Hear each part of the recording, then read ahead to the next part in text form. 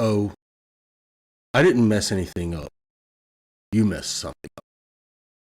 You're exiting everyday reality and entering the court gallery.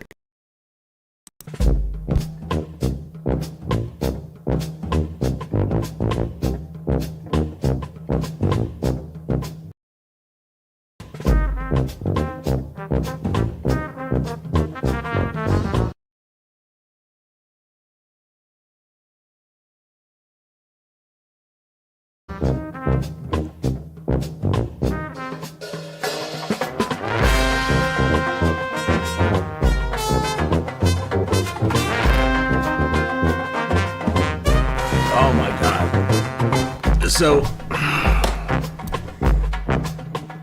yeah, I'm working around the house, in the kitchen, doing stuff, you know, everyday things. Look at the clock, 7:56. I'm like, hey, supper will be done soon. Oh my God, I got 1 minute to hit start, and I'm here. How you doing, ladies and gentlemen? I have some really good cases in store for you tonight. We are going to start off with the legendary M80 himself, Judge Rossi. And this is an interesting case. You know, imagine yourself at a bar. You get into an altercation with somebody because both of you are a little tilted too much, and the bar bouncer tells you, hey, take it outside. I don't want it in here. It goes outside. Something bad happens. Somebody gets hurt. Can you sue the bar? That's the question we have to answer. That's the question Judge Rossi has to answer. Ladies and gentlemen, it's an interesting one. After that, though, we're going to check in with Judge Stevens. He's got somebody who, you know, just, they don't think they're good enough for probation. And you know how Judge Stevens is with these things. I thought this one was a really interesting case. I want y'all to check it out. Tell me what you think about it. Then we have a whole section of Landlord-Tenant Friday docket from you-know-who Judge Middleton, stuff that we have been following all the way down the line. Interesting stuff, and it all starts right now.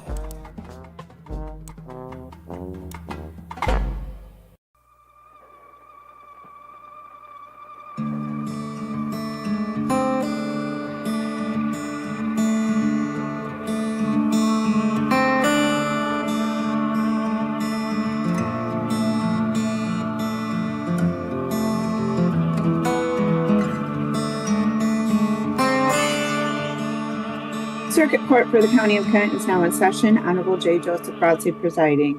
We are here in the case of Andrew Preason versus Thomas Darger, case number 24-07644-NH. This hearing is being recorded on Zoom and live streamed on YouTube. Well, and gents, I've got great news. My speaker on my laptop came back to life here. It had apparently died for a while, and I'd had to put some earphones in. But somewhere between putting whoever sent me the flash drive, I think that's one of the exhibits to defendant's brief. When I put that in my drive, and I got audio for that video, and now I have audio for this hearing. Now I do still have the flash drive inserted. You know, I've had, of course, IT look at this machine, and it's quite an old laptop, and their advice was replace the laptop, which I'm not against, but somehow you fixed my laptop in the course of this motion. So with gratitude for that, why don't I take attorney appearances? Stephen Grimm and Pete Walsh for the plaintiff. Thank you. Michael Slater for defendant Dublin Hall. Very good. Well, Mr. Slater, this is your motion, and essentially, as I read it, that you're asking me to apply the general rule that a premises owner is not going to be liable for unpredictable criminal activity. Well, and of course, I think Michigan law stands for the idea that criminal activity in general is unpredictable, that occurs off the premises, and that I shouldn't second guess the security measures that were undertaken here, that is, the actions of the Dublin Hall staff in the decision to put both the plaintiff and the defendant in this case out in front of the bar, the timing of how they did that or how they went about it, that to do so would be to armchair quarterback decisions that were, after all, extra measures that they were under no obligation to take in the first place. Yeah, I think that's true in part, Judge. And certainly the issue before the court is the duty and whether the bar had a duty to do something more than it did. And that's the crux of our motion. And obviously our position is that it did not. And I suppose the easy part of this for the court is that the law is pretty well settled, and I think both counsel or both parties cited to the same case, which was the McDonald case, which essentially stands for the proposition that the duty is to reasonably expedite police involvement in response to an ongoing situation that will cause a reasonable person to recognize a risk of imminent harm. And that's really the question here. Remind me of the facts in McDonald. I read a couple of I read the citations that you both made to different cases here, and I've got them somewhat crossed in my mind anyways. Was McDonald the guy who gets shot in the parking lot? I believe that's right. Okay. All right. No, that was Scott. That was the Scott case. Yeah. Yeah, McDonald is the turf throwing case Okay. at Pine Knob. Turf throwing at Pine Knob. Okay. All That's right. why it's inapplicable to this case. Yeah, I see. Okay, all right. No, I get it. Right. And but the general proposition is here, and I mean, I guess when I think about, Pine Knob, in bar cases in general, clearly the security presence is primarily, at the end of the day, it's in the bar's interest to have their bouncers and security present. After all, they can't have fighting within the bar, not that they can anticipate that one person might criminally assault another person in the bar, but they can see a situation developing and try to at least separate the combatants enough that there isn't going to be a fight that injures other people, that injures bar staff, that interferes with the operation of the bar. I get that in a place like a bar is going to hire significant security. It makes sense. And I don't think there's any doubt. As I was reading through the facts of the case, I thought about this murder case I tried last year. It was a murder of one drug dealer by another drug dealer at a trap house in Grand Rapids. And you want to get some unreliable witnesses. The people that are at a trap house in the middle of the night are pretty inconsistent. But there was one young guy, the same young guy that said, boy, my instincts get really sharpened when I'm using crack. I know that, it just makes me on a razor's edge. I'm like a recording device when this stuff happens. And he said, I've been in enough of these situations that, when there's tension, in the air at the trap house, and this was a fight between two women, anything could happen. Gunfire could break out at any second. And, he testified, I think he jumped to the ground in the bathroom and covered up one of the girlfriend, and she didn't get shot or some such thing during this event. But, it struck me that there's a young guy who had situational awareness. He knew where he was. He knew he was amongst, people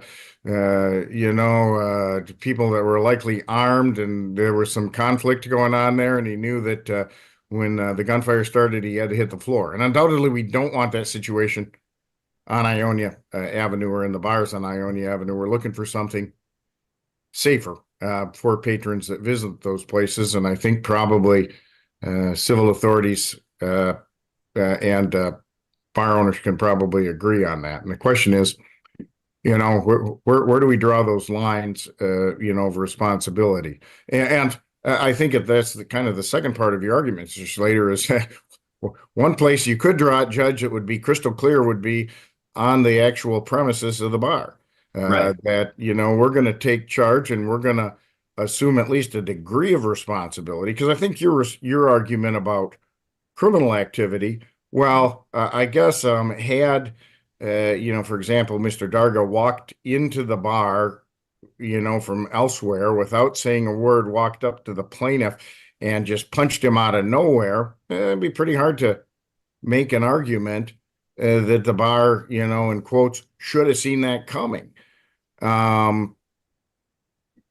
think that's true regarding, unpredictable criminal activity. I think the question here is predictability, and then a secondary question as to whether the bar's responsibility extends a short distance outside its doors. So, and I think you've addressed the first one there, and I think your answer is, Judge, you can't, in effect, to judicially make the law here that, bars are responsible for criminal activity, particularly off their premises.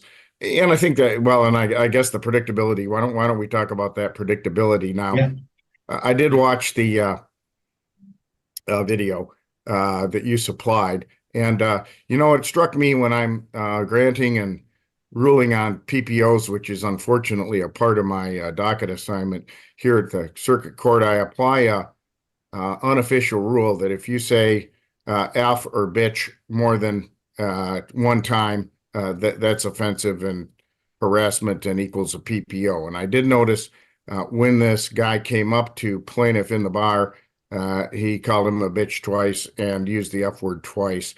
In my mind, well, are they fighting words? I guess an argument can be made. Certainly those are fighting words.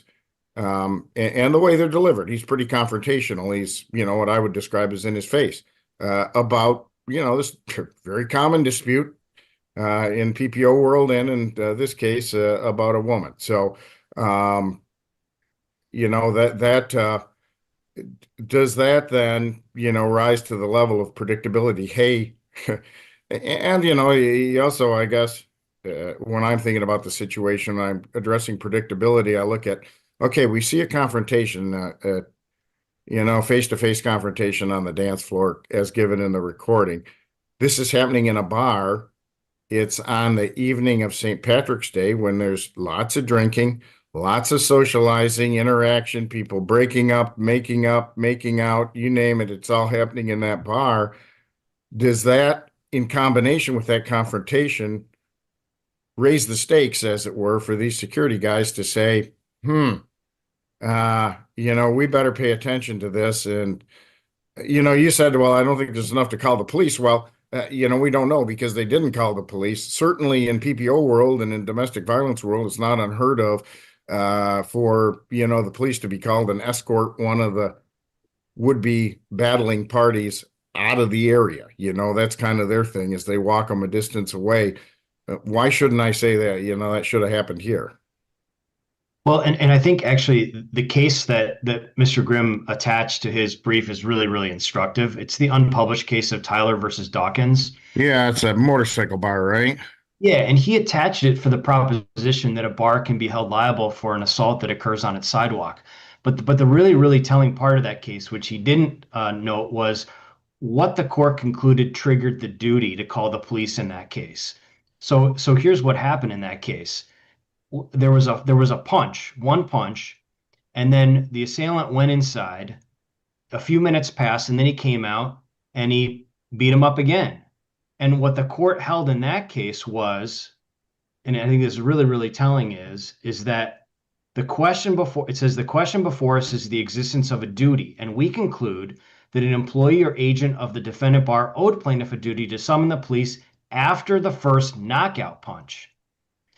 And they didn't do that. They didn't call the police. The court went on to say, viewing the evidence in a light most favorable to the non-moving party, after Dawkins called plaintiff a racial slur, punched him in the face just outside the front entrance, and re-entered the bar, while another patron entered the bar and announced that an N-word had been knocked out, we conclude that there arose a risk of imminent harm that the physical altercation would continue. That's so different than these facts, Judge, because, and if you look at what actually happened in the case in front of the court, is once there was a punch thrown, we did call the police. My client called the police right away, and there's a whole investigation and a police report, and there wasn't further assaults. There wasn't further fighting that broke out. And Yeah, that I don't think it's disputed. This was a one-punch fight. it was a one-punch fight. There was no question about that. Although in that Tyler case, the initial punch did knock the guy to the ground. And no question that in that case, and the Court of Appeals concluded that Yeah, at that point, you need to call the police. you need to call the police, and they didn't in that case, and that's why summary disposition was reversed by the Court of Appeals because they failed their duty after that first knockout punch to call. So really the question in this case is, are some words that are exchanged between two folks and perhaps a chest bump enough to trigger a duty to call the police, which is what Mr. Grimm is arguing before the court. And it's really, quite frankly, a bit absurd to suggest that when words are exchanged, that every bar in the city of Grand Rapids or in the state of Michigan is now have a duty to call the police. I mean, think about this. The Grand Rapids police are not going to respond to a call from a bar that says, "Oh, we have a couple of patrons that are exchanging words." They're not going to come to the bar on that type of report because there's no risk of imminent harm at that point. Now, if there's an assault, like in the Tyler case, of course they're going to come up. And of course, in this case, they did come once an assault had occurred. And so, if you look, And I would guess if the bar calls, because I mean, part of this that I also witnessed was, the plaintiff standing there, possibly debating with the bar staff as to whether he should be the one put out of the bar. Because I think, from my reading of his excerpts of the deposition, he's like, hey, this guy came up to me, he's in my face.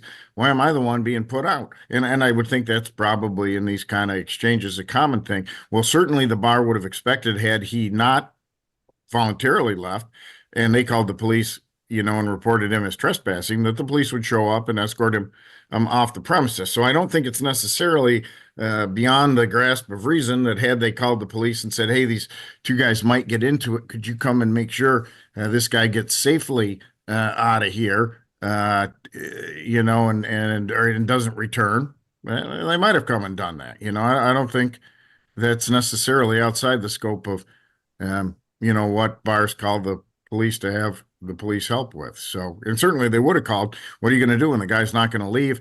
I guess but I'm guessing the bouncers were well enough trained not to grab him by the scruff of his neck and throw him outside the thing and injure himself. It wasn't necessary here. I mean, I don't think either one of them wanted to leave, but they were both escorted out at different times. I think that was reasonable under the circumstances because what the bar was doing was, they're charged with the safety not only of these two fellas, but the whole bar, right? Everyone else, right? And that's why the bouncers, for that matter. Right. Yeah, that's why they're removing them from the situation so that it doesn't become, a huge bar fight amongst all sorts of patrons where anybody could be injured. And so it's really comes back to the question of, this reasonable person to recognize a risk of imminent harm. And the facts are not before the court to suggest that there was that risk of imminent harm that would trigger that duty to call the police here. It was triggered when there was the punch thrown and they did call the police. And that's why we believe summary disposition is appropriate. Okay. All right. And I guess my second question is that one about proximity or the premises. I mean, Mr. Grimm places great stock in the fact that, it appears from the video, which isn't admittedly from the ideal angle, that he does leave the premises after this conversation with the bar staff. And that is, the plaintiff leaves the premises, but that he can be seen pretty clearly, and I would assume thus he was there to be seen by the staff as well, waiting more or less immediately outside the door of the bar. Does that close proximity, somewhat like the situation in the unpublished case, the Taylor versus Dawkins, or Tyson versus Dawkins, where they're going outside, apparently it's some kind of bike bar, and they go and look at the bikes or something. Does that make it similar here, where the sidewalk and the visible ground that's immediately outside the door becomes a de facto part of the premises? I don't think so, because if you're using Tyler as the example, the unpublished case, the Court of Appeals concluded that the duty was triggered after the punch was thrown. That's quite so clear. He was out there Yeah, but they didn't say right. They said, okay, the punch got thrown outside the bar in that case, right? It was. It Taylor, was. yeah. It's all So the the duty comes up if we see, and I guess, in some respects that then stands for the idea that, and I'm not saying that was the situation here, but certainly I think, there's an argument that when there's a certainty of a fight, when perhaps the people have already squared off in the bar and the words are exchanged, hey, I'm going to beat you down. No, I'm going to beat you down first. That the duty of the bar, is reasonably called into question if they, in effect, escort the two combatants to the door and then slam the door behind them, and then, perhaps, help the other patrons take bets on who's going to prevail in that fight. That would be a different situation. I think that we could create a set of facts where there would be a different situation. And my point is, those aren't these facts. Yeah, I got it. That would be more like Taylor, where, right, there was a punch thrown already, and we're seeing that. And, arguably here, had one punch not finished the fight, and there was a bout of fisticuffs rolling up and down for all to see, and for the staff to see, the staff would be under a duty as any citizen probably. Well, not any citizen would be. I mean, these are bar owners, and this is happening in front of their business. And two of their former patrons or recent patrons, that they would undoubtedly have a duty to summon the police in that, and they knew they had a duty when they saw the guy injured on the ground. Okay, that triggered the point. We've got to call the police. So. Yeah, I think right. You can come up with the situation. Well, let me turn to Mr. Grimm. Okay, so all of this really helps us because what Mr. Slater just did was talk about specific facts was it Tyson, the Tyson case, right? And and when he starts talking of facts.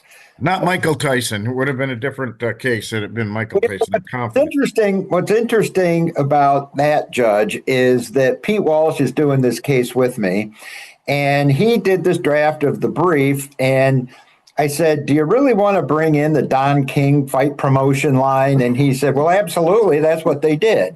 And so Mike Tyson, Don King, it's all kind of the same concept here.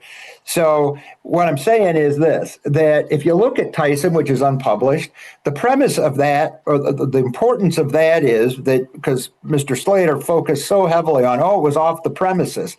The whole point of Tyson is that immediately outside the sidewalk, that's not a defense, that off the premises. You can't avail yourself of that. So then, as Mr. Slater pointed out, there were facts that were specific to Tyson.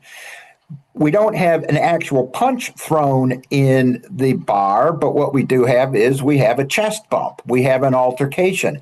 And their own I words. didn't see the chest bump on the video, but I take it there was testimony about there was testimony that there was a chest bump because we don't see the video. The first video was, I believe, the camera held by the plaintiff. Yeah, that's what it looks like.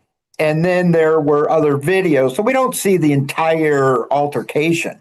But here's what we do know, and as the court knows better than we do, the facts are looked at in the light most favorable to us. And so what we have is testimony that there was a chest bump. We have testimony that one of the bouncers said, if you want to fight, take it outside. That was on pages 40 to 41 of Mr. Preason's deposition. So what we have with those facts is there was an altercation. And we have the words of the defendant in his brief that it said the reason they took this action was so that it wouldn't escalate inside the bar. So they knew this escalation was foreseeable. They just didn't want to have it happen inside the bar because, like Mr. Slater says, well, every time somebody's arguing, nobody's saying that you should call the police every time there's an argument inside the bar. They took action to remove these two combatants because it was foreseeable by their own language and by their own conduct that something was at least likely or potentially to happen. At a minimum, Judge, it was foreseeable. because that's why they were taking the action. And so what we have from the McDonald's, the Supreme Court case, what it says is when there is a question as to foreseeability, that is a question as to the fact finder. And we have an affidavit from a very qualified expert, seasoned sheriff's deputy, trains people in de-escalation, and he testified exactly how they breached their duty once it was undertaken. And in addition, we have what they say is, here's what they say in their brief on page 9 to 10. They providing security staff who acted promptly and reasonably to prevent the men's confrontation from escalating on its premises and rendering aid to plaintiff after observing the surprise attack. So they have admitted that they knew this was likely. And, not only was it foreseeable, we have proof that they actually foresaw it. So it even goes further than that. That's why they took the action. And so they say, which here's my thing on this whole thing, is they say the only duty we had once we appreciated this potential confrontation is to call the police. But they didn't. By their own setup here, they violated the standard of care here by failing to call the police until the knockout blow, as it were. And so had they not called the police and took no action, no problem. They're right. They're right on the law. Absolutely.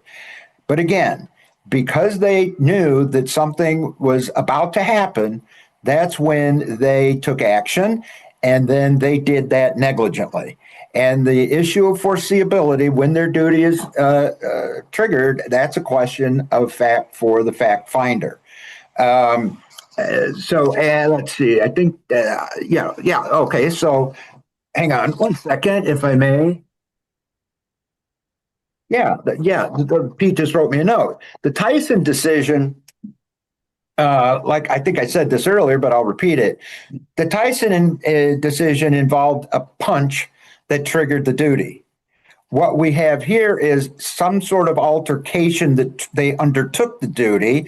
So once they undertook the duty, I think we can safely say that they appreciated that there was something. There is a testimony that it was a chest bump. There were, as you said, pretty serious, strong language between the two of them that are generally considered fighting words.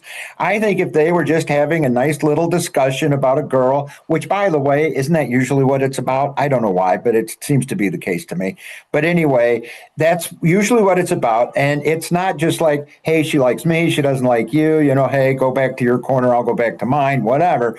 There's a full-blown argument, extreme expletives, and mentioned in a fighting manner, as the court pointed out, given the number and significance of the words and the tone that was used, the confrontational behavior, testimony as to a chest bump, testimony as to if you want to fight, take it outside.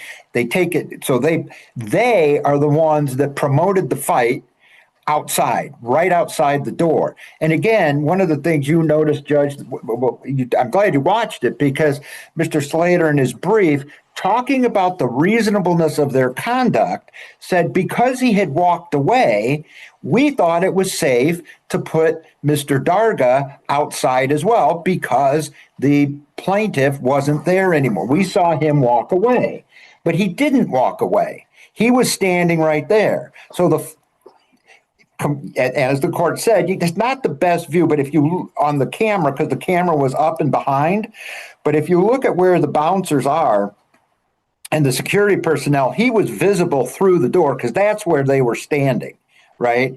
It was absolutely visible to him. So when Mr. Slater, and I get it, whoever did this, I think in preparing their defense, said, oh my gosh, look, that guy, he actually left. And so then they say, well, we saw him leave, because I know the security could not have seen Mr. Preason leave because he didn't leave. And this guy doesn't even look anything like Mr. Preason. Mr. Preason, you can see, walks out and immediately gets on his phone. And through the door, you don't, because of the door jam, you don't get a complete look at Mr. Friesen, but you can see his arm with his t-shirt, his hoodie, and his phone. And he's standing there calling. Then he goes over to the hydrant.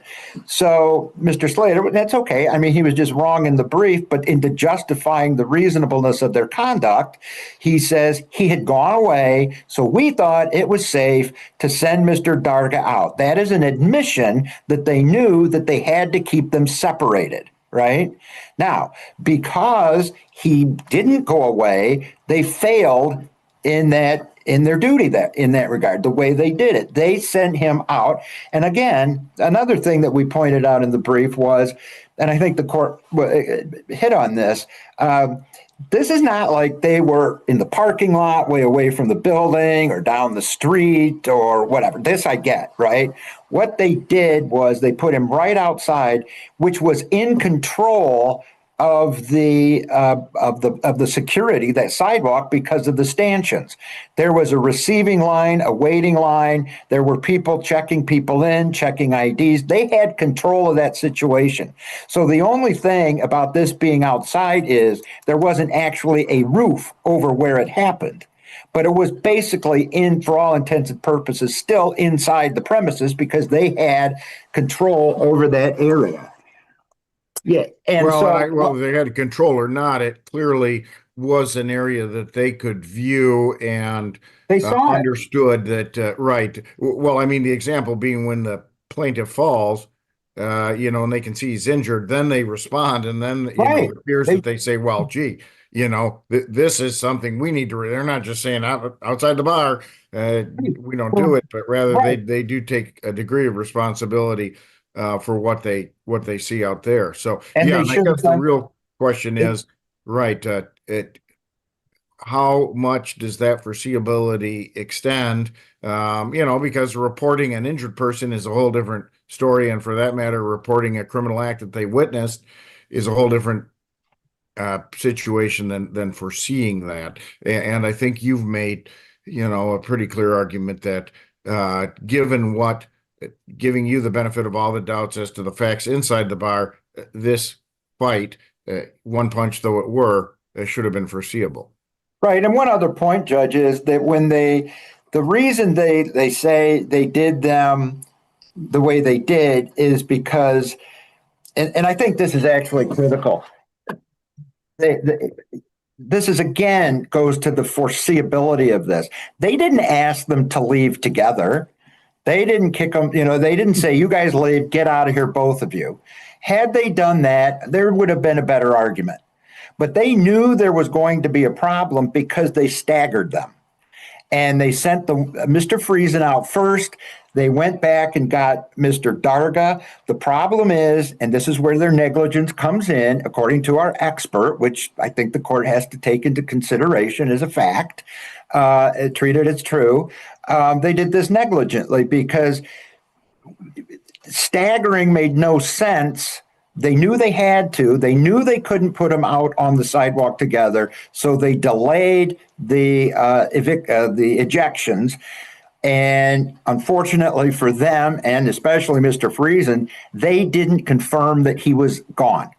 And they just let him go, and that's where the negligence was. The other thing is there was and this is what our expert said too is, and this gets into the negligence. And he talks about de-escalation, and this is where we get into the misfeasance, and this is not non-feasance, and this is all misfeasance, which is another word, I think, for negligence.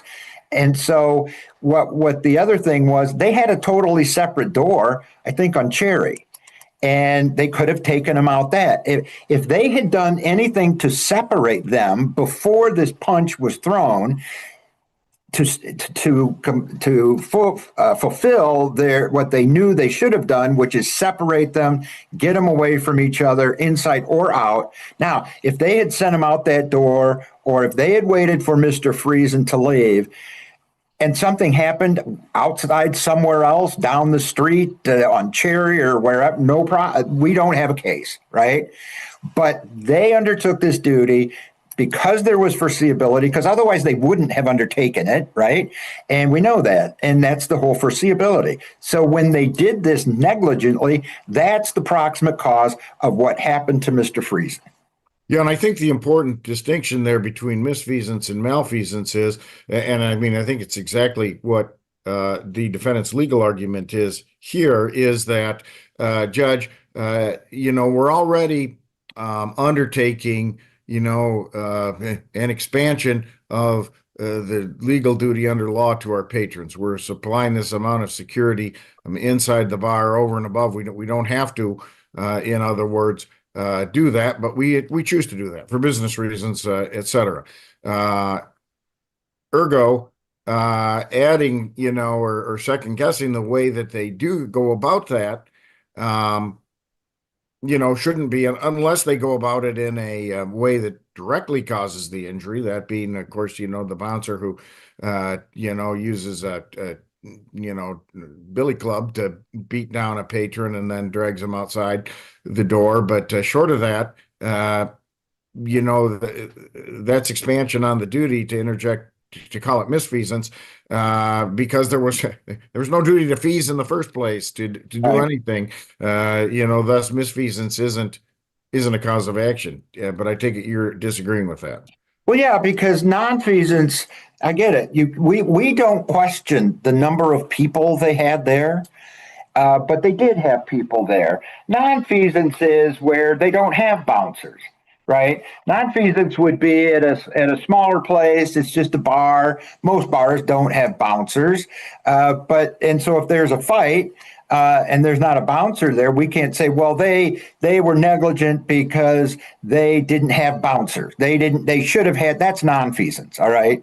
I don't care how many people they had. The point is that the people they had there performed negligently by the clear facts of the case, and by their own admissions, they acted negligently. That's the point. Yeah, no, I think I understand the difference. Well, let me give Mr. Slater one more bite at the apple here, and then I can make my ruling. Yeah, I mean, I think it's always easy to argue the foreseeability as a Monday morning quarterback, which is clear what Mr. Grimm is doing. It's easy. Well, that's the totality of negligence law in the first place, isn't it, Mr. Slater? I mean, we're all involved in Monday morning quarterback. Right. But the point being is that that's not the standard for the court to review. It's a reasonable person standard under the facts of this case. It's not looking in hindsight. Could they have done it? Could they have done it differently, or could they have done it better? And that's what triggers the duty. And that's the whole point that I think Mr. Grimm sort of skips over, is the trigger of the duty. And that's the central argument, is when is the duty triggered in this case? And I think, our brief establishes that quite clearly, that it wasn't triggered. And the only other point I want to make, Judge, is, Mr. Grimm, the only case that he cited or brought before the court with regard to this issue of the stanchions on the sidewalk and the control of the sidewalk was the Tyler case, which I think he misspoke when he said Tyson. It's the Tyler case. I think it's actually Tyson, if I'm looking at the right case here. You're right. I have it down. It's my mistake. My mistake. The Tyson case. I apologize.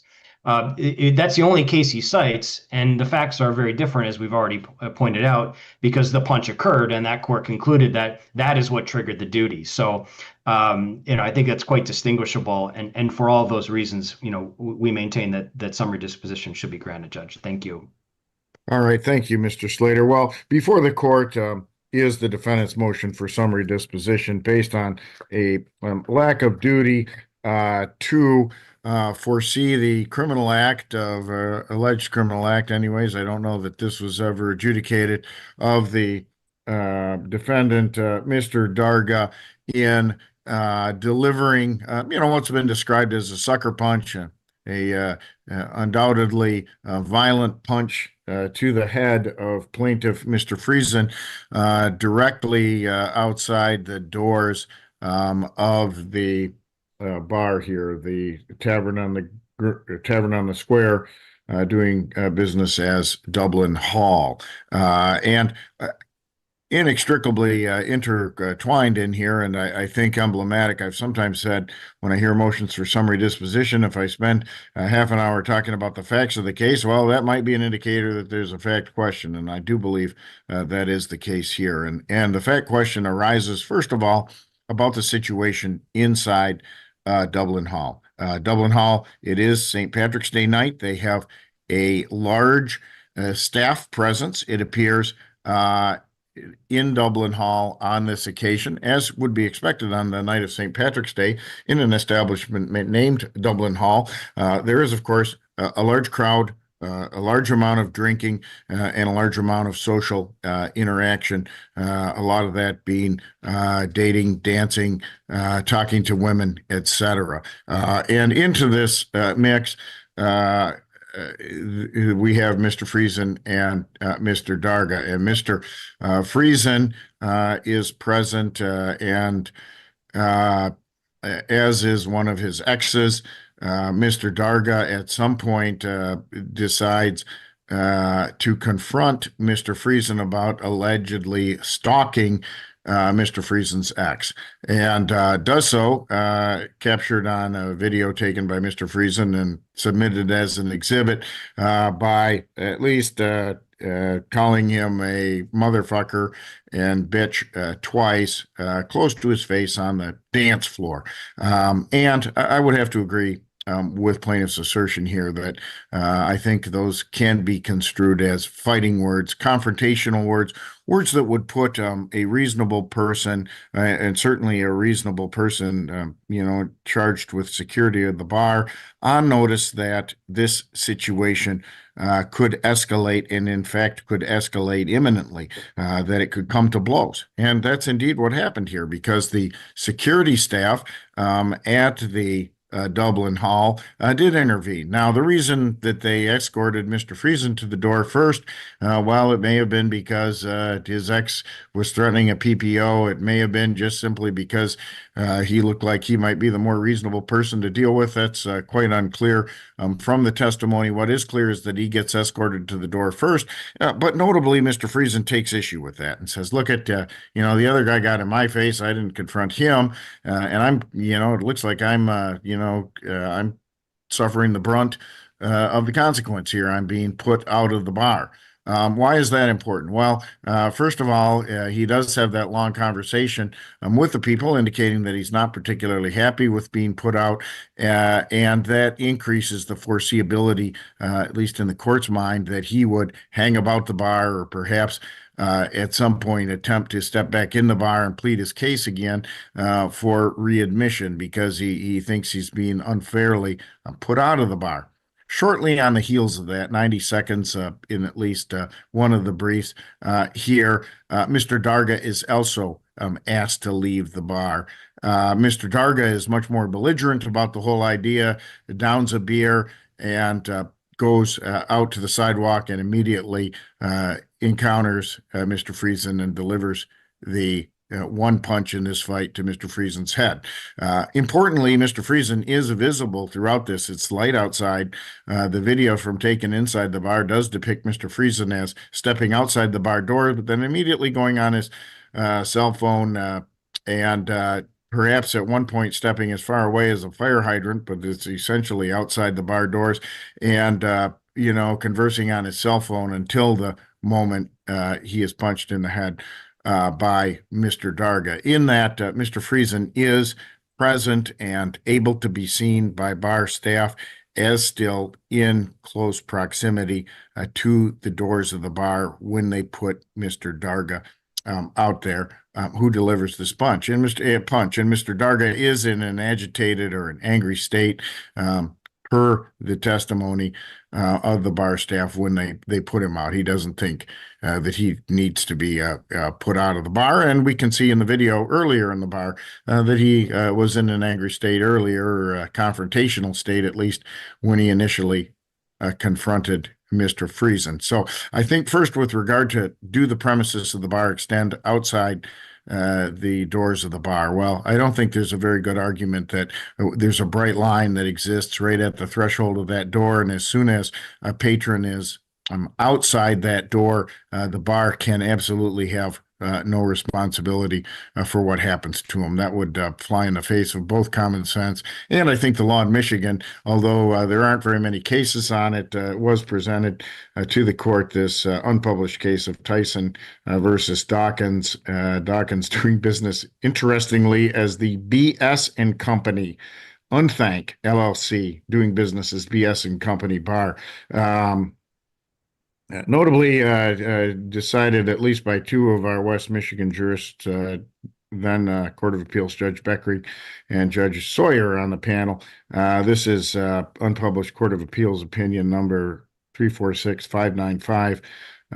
Looks like a 2021 case. And in that case, there was a confrontation that occurred outside a bar. It was a bar where there were bikers gathered, and in the course of that, the fight occurred on the sidewalk near where the bikes were parked, and the bar did report in that case, and the Court of Appeals held that they were under a duty to report the start of a fight when it occurred, even though it was outside the doors of the bar, clearly in an area that benefited the bar, was visible to the staff of the bar. Might have been within the swinging radius of the doors as they open and close to the bar. And in this case, was a sidewalk area that the bar was, familiar with, and in fact used, the line, that's visible in some other photographs, uses a, kind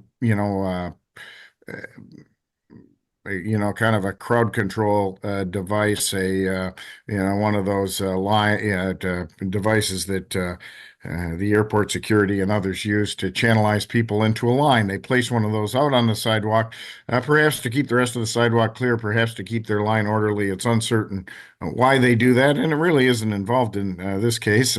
The punch occurs not within those particular areas, but what that stands for is that the bar here is aware of and, in fact, utilizes the sidewalk that's visible in front of its premises for the benefit of its premises. People are coming in and out there. It has an interest in keeping that area safe, clean, and welcoming for its patrons. And also the fact that after the plaintiff, in this case, is punched and falls to the ground, it can be seen that the bar staff very quickly reacts, notices that, someone got hurt out there, and goes out and responds, and apparently at that point calls for police and medical assistance for the plaintiff, who's been knocked to the ground and is on the ground. They are aware that their duty to act does encompass what happens within their site in front of the bar that they're attending to. And as I said before, there are enough facts here, I think, that a jury could certainly find it was foreseeable, given what transpired inside the bar and giving viewing these facts in the light most favorable to the plaintiff here, Mr. Preason. He was confronted with fighting words inside the bar, and undoubtedly it's not okay for a bar to simply say, take it outside and place the two combatants on a sidewalk in front of the bar, and then, act as, it was alluded to here, fight promoters. And that's not what happened here. This is something in a more gray area where the bar at least made an attempt to separate these two. But of course, the very attempt to separate them indicates that perhaps they have some anticipation that there is going to be further confrontation, be it verbal or physical, outside, and that attempt failed because even though Mr. Preason was on the sidewalk and there to be seen as soon as they opened the door and told Mr. Darger to exit and showed him the door, as it were, and in fact they showed him the same door that Mr. Preason had exited, not a different door to the bar or an alternate way out that would have put him in a different location. They put him out the same door, and Mr. Preason was standing there to be seen. Certainly the argument can be made that this physical confrontation, a one-punch fight, was foreseeable. And I don't think, had it developed into a ongoing rolling fist fight, there would have been no doubt that the police should have been summoned and to break up the fight and to separate the combatants. The argument here is that police or law enforcement, one of the reactions that might have prevented this from occurring would have been the summoning of police or law enforcement. I will note that, that wasn't even attempted. It would be a better argument that we tried to call the police and they said, we're not going to come unless there's an actual confrontation. And that's, of course, not always the case. Sometimes the police will come to diffuse a confrontation. After all, their interests are served by that as well. Again, the other alternatives might have been to wait a longer period of time to assure that Mr. Preason was gone or in a car or being transported out of there, or finally to send the defendant here, Mr. Darger, out a different door. So at least he would have to circumnavigate the bar or the block or the parking lot or something to find his way back to Mr. Preason if he was going to escalate the confrontation further. So, and none of those things happened. So I think there is certainly a question of fact that could be presented to the jury. And for all those reasons, the motion at this time is denied. Your Honor, if I may, we'll do, if it's okay with the court, I'll do the order, and if it's okay, can I put in there for the reasons stated on the record, the motion? I think given my long soliloquy, that would be best. I was trying to take notes, but I didn't want to misquote you. So I'll just do that and I'll submit it. Mike, I'll get it to you for approval and then we'll get it in, okay? Sounds good. Thank you. All right, thank you. All right, thank you, gentlemen. Thanks, Judge.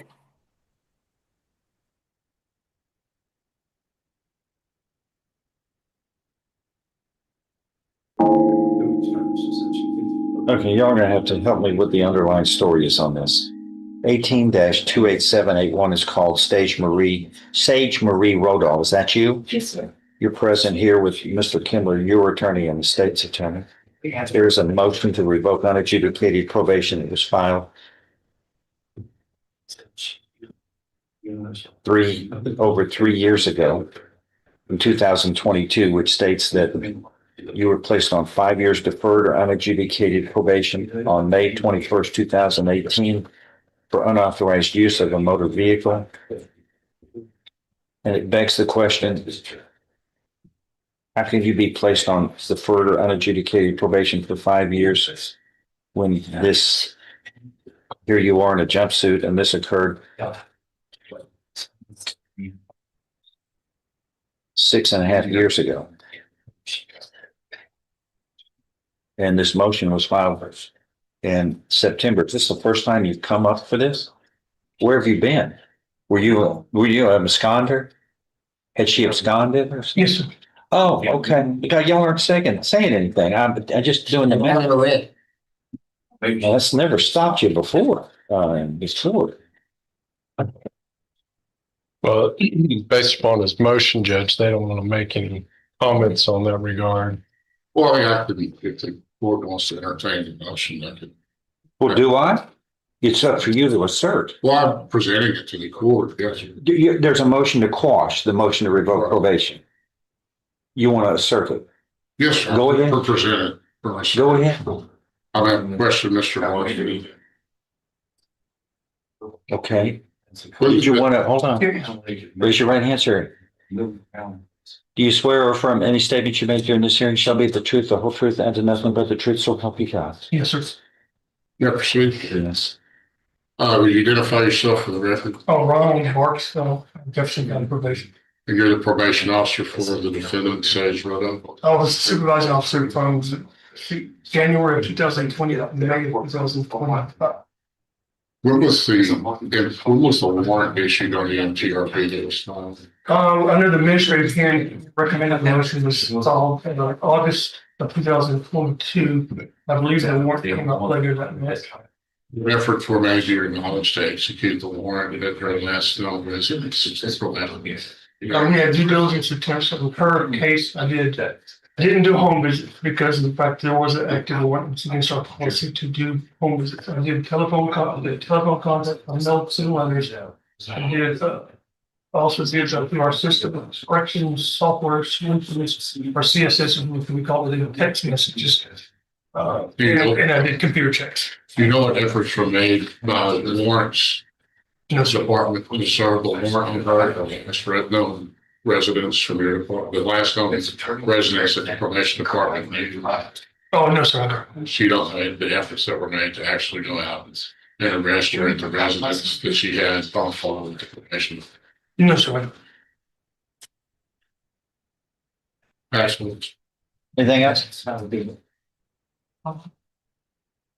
Do you know what address she was arrested at, sir? No, the last approved residence that we had on her was, and this was stated, I know February 16th of 2022, or excuse me, March 16th of 2022. She was staying at 1114 Looting Avenue, Nederland, Texas. And that was the address in response to Mr. Kimler's questions. That was the one where you were making all your due diligence efforts, correct? Yes, sir. That was the last known address she gave. Yes, sir. And she was required to let you know if that address changed as a condition of her probation, correct? Yes, sir. No. Yes, sir. Did she ever notify you of any change of address? No, sir. So if the computer information indicates that she was arrested at some address in Beaumont on Park North, do you have any reason to believe that that was her address? Oh, no, sir. I didn't know that address. And so as far as the issue of any due diligence, do you feel like you did everything you could to try to get this lady to be in compliance with reporting and doing what she was supposed to as far as her probation was concerned? Yes, sir. Our normal due diligence is every 180 days. I did due diligence usually on her every 3 to 4 months. And you did that throughout the time frame that you were her supervision officer? Yes, sir. And you've testified to that today, and that's one of the reasons why you're here today instead of our current officer, right? Yes, sir. If I may ask, you don't know if the warrant was ever attempted to be served at the living address in their room, By law enforcement, no, sir.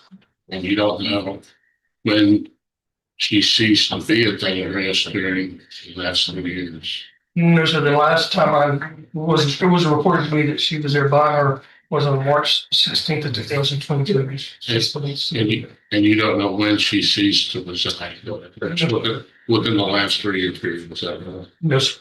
And to your knowledge, no efforts were made to serve with the warrant at any time during the last 3 years or to execute the warrant.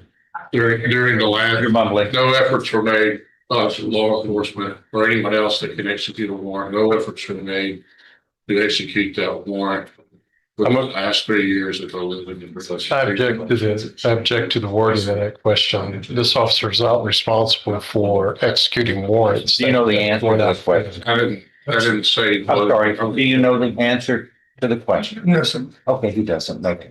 You can't testify to that. No, sir. Anything else? No further about their motion, Judge. Anything else from the defense? No, Your Honor. I would just move, I think I'm more familiar with the statutory authority that I'm relying on based upon that and states the state of the evidence as far as the execution of due diligence and executed warrant would be the philosophy of it. No. Anything else? That's it. Your motion is denied. It is not proven by Congress of the evidence of greater. And that's your burden. And what are we going to do today? Well, Let's move forward with the hearing. I mean, this has only been filed years ago. Raise your right hand, ma'am. Do you solemnly swear or affirm any statements you make during this hearing will be the truth, the whole truth, and nothing but the truth, so help you God? Statement called Ronald Barksdale.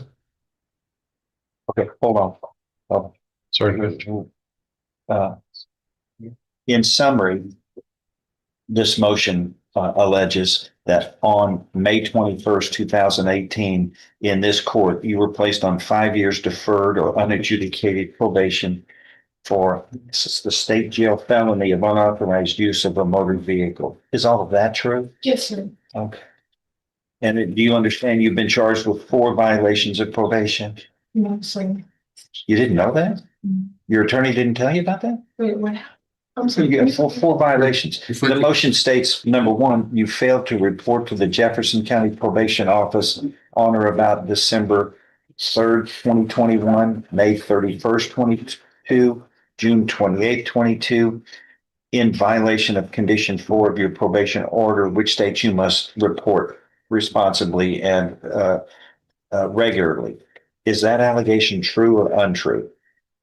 really, It's true? You failed to report? Yes. Okay. Number 2 states you provided a urine sample on or about January 26, 2022, which showed the presence of tetrahydrocannabinol, marijuana, in your system, which was in violation of condition 10 of your probation order, which states do not use or possess any drug. Is that true? Yes. 3 states that you failed to provide verification of performing community service hours as required in violation of condition 18 of your probation order. Is that true or untrue? Not true. I did a lot of my community service Okay. hours. That's untrue. And then 4, you failed to pay court assessed fees as directed as of August 2nd, 2022. You were in arrears $7,347 in payments, which, hold on, consisted of the most important thing for this court, restitution of $4,600 is the bulk of that. But there's also attorney's fees, supervision fees, Crime Stoppers fees, court costs. But the bulk of that is restitution, which is always very important because the victim, when a case is resolved this way by pleas of guilty, the victim needs to get repaid. That's what, how much was paid back? Oh, Your Honor, her balance, no, there's nothing paid for restitution. Nothing? No, sir. $0? Yes, ma'am. Is that, okay. Is all of that true? I know I was behind, All right. So are you pleading true then to allegations 1 and 2 of this motion to revoke probation voluntarily, and because those are true as they are alleged? Yes. You understand that a voluntary and knowingly made plea of true to 1 or more violations of probation, that is enough to grant the motion to revoke probation, and in this case, your probation could be revoked. You could then be found guilty based upon your original plea hearing that we placed you on deferred or unadjudicated probation for. You can now be found guilty and sentenced up to the full range for this state jail felony, which is no less than 180 days up to 2 years in the state jail. Knowing that, do you insist on pleading true to allegation 1 and 2 in this motion? You're looking at him. This is your decision. You can always get advice from him. Are you pleading true voluntarily, knowingly, intelligently, and because those are true? What is making you plead true? I'm sorry, can that be explained with the question? Okay, no, we'll just have a hearing on it. I mean, You understand you did. you pleaded true. You understood that. And I'm just asking you, are you reaffirming that? If You keep looking at him. I'm sorry, I'm very nervous. she's kind of nervous. I'm very nervous, I'm sorry. You know, there was a way to avoid all this. You shouldn't have run off I'm very sorry. and fled. I did not have, I did not The have. courage to come forth. It was that, and then it was also, I did not have a good support system. I was alone. How old are you? I just turned 34 on Tuesday. Wait. You've been an adult half of your life. I've been on the tail end of a life. You've been an adult and mature half of your life. Yes, sir. Yes. But you're saying during this adulthood, you're not being responsible, or someone else is supposed to be responsible for you. That's not what I meant, sir. Okay, so are you accepting responsibility for your actions and decisions as an adult? Yes, sir. I am. She said, Allegations 1 and 2, are they true as alleged? You've been true. Your Honor, she sat there and wrote, I haven't looked and, You know, elicit that from all. I know. Not often is it she is. God bless She's her. there. And I would, we all have our ups and downs, but Yes, sir. we have 93% of our probationers are successful. 93, 13 out of 14. I'm sorry. And we hate, and we're so proud of that. We want 100%. That's why we don't want a failure like with your situation. We don't want it. We want to be able to proudly boast 100%. No one in the country's got that. And I don't know who has 93%, since the average is 75%. But it's not probation's fault. They're very active and they have great pride in success. And we do, the feds do too. That's why I hate to lose one of the sheep from the herd. Metaphorically speaking. All right, go ahead. One or the other. Either of you. Well, I would just ask Mr. Barksdale if he would object to continue supervising if the court were to see fit to continue. It was the probation department's opinion. How long has she been in absconded? 3 years. Technically 4 years. Well, After all of that time, were you arrested? What happened? So how did you go into custody? How did you get in custody? they came and picked me up. They came and got in you. my part, yeah. Yeah, okay. You didn't turn yourself in after 3 years. No, sir. What do you have to say for yourself? You could- I'm not a bad person and I'm not a criminal. I'm a stay Wait, at hold on. home. Hold on. We are judged by the actions, not what we talk about. The choices we make or what proves our character. Have you made good choices or bad choices? Make bad choices. You can fix those. We all make bad choices from time to time. But ma'am, being an absconder, you were able to live with this for years, knowing any moment someone was going to come up, knock on the door and go, you are arrested. Did you have a family at home and two? You have children? 2 small children, and that's why You didn't think that was going to ultimately collapse on you? I knew it was going to, and I needed to get a support system in It was place. 3 years long There- enough for you to worry about it? Their father finally graduated and he got a process operating degree, and he's able to financially support them and me in my situation now. Well, thank you for working on your terms, but you had committed a crime. You were under court's order, and 5,000 people have to follow the rules. They don't say, I'm not going to follow the rules. I'm going to wait until I decide it's time for me to do it. Yes, sir. That's like the tail wagging the dog. It's not the way it works naturally. It was a bad decision. But every Honestly, day you were committing a crime for 3 years, and your children were out there. I got grandchildren now. I can't imagine putting my family in harm's way. This is easy enough to fix back then. It's difficult when we have to go find you after years and get you. Okay. She was also a victim and domestic abuse, not like the person she's with now early on. They said a case that was filed with the district attorney's office where she was a victim of a domestic assault, family violence. I think there's me, just my personal observation. Again, I'm not an expert, but there's some PTSD issues from that. She's obviously I think she has some. What do you want me to see on that? Is substance abuse history? 2 things, Judge, the mental health history and the substance abuse. What do you want to say about it? Well, just that it's there for whatever consideration for us to do. Judge, that all that may be true, but the reality is she's tied our hands on this thing. She had a great opportunity back in 2022. She had an administrative hearing that was 6 months before we filed a motion to revoke probation. And the determination was she was failing. She needed some help. We agreed to put her in ISF. She signed some items to go through both of those tracks to try to address the drug issues, which is why I was highlighting that for the court. And then she was advised of all that on March 28th. And then after that, she just disappeared. She just disappeared. She decided she didn't want to do it for whatever reason. And she never contacted. Let him speak. You're going to have a chance to speak. Don't interrupt him, please. Thank you. Go ahead, sir. The specific deal. She agrees to it. She reported on an office visit on March 28th. And then the words of the probation March 28th of 2022.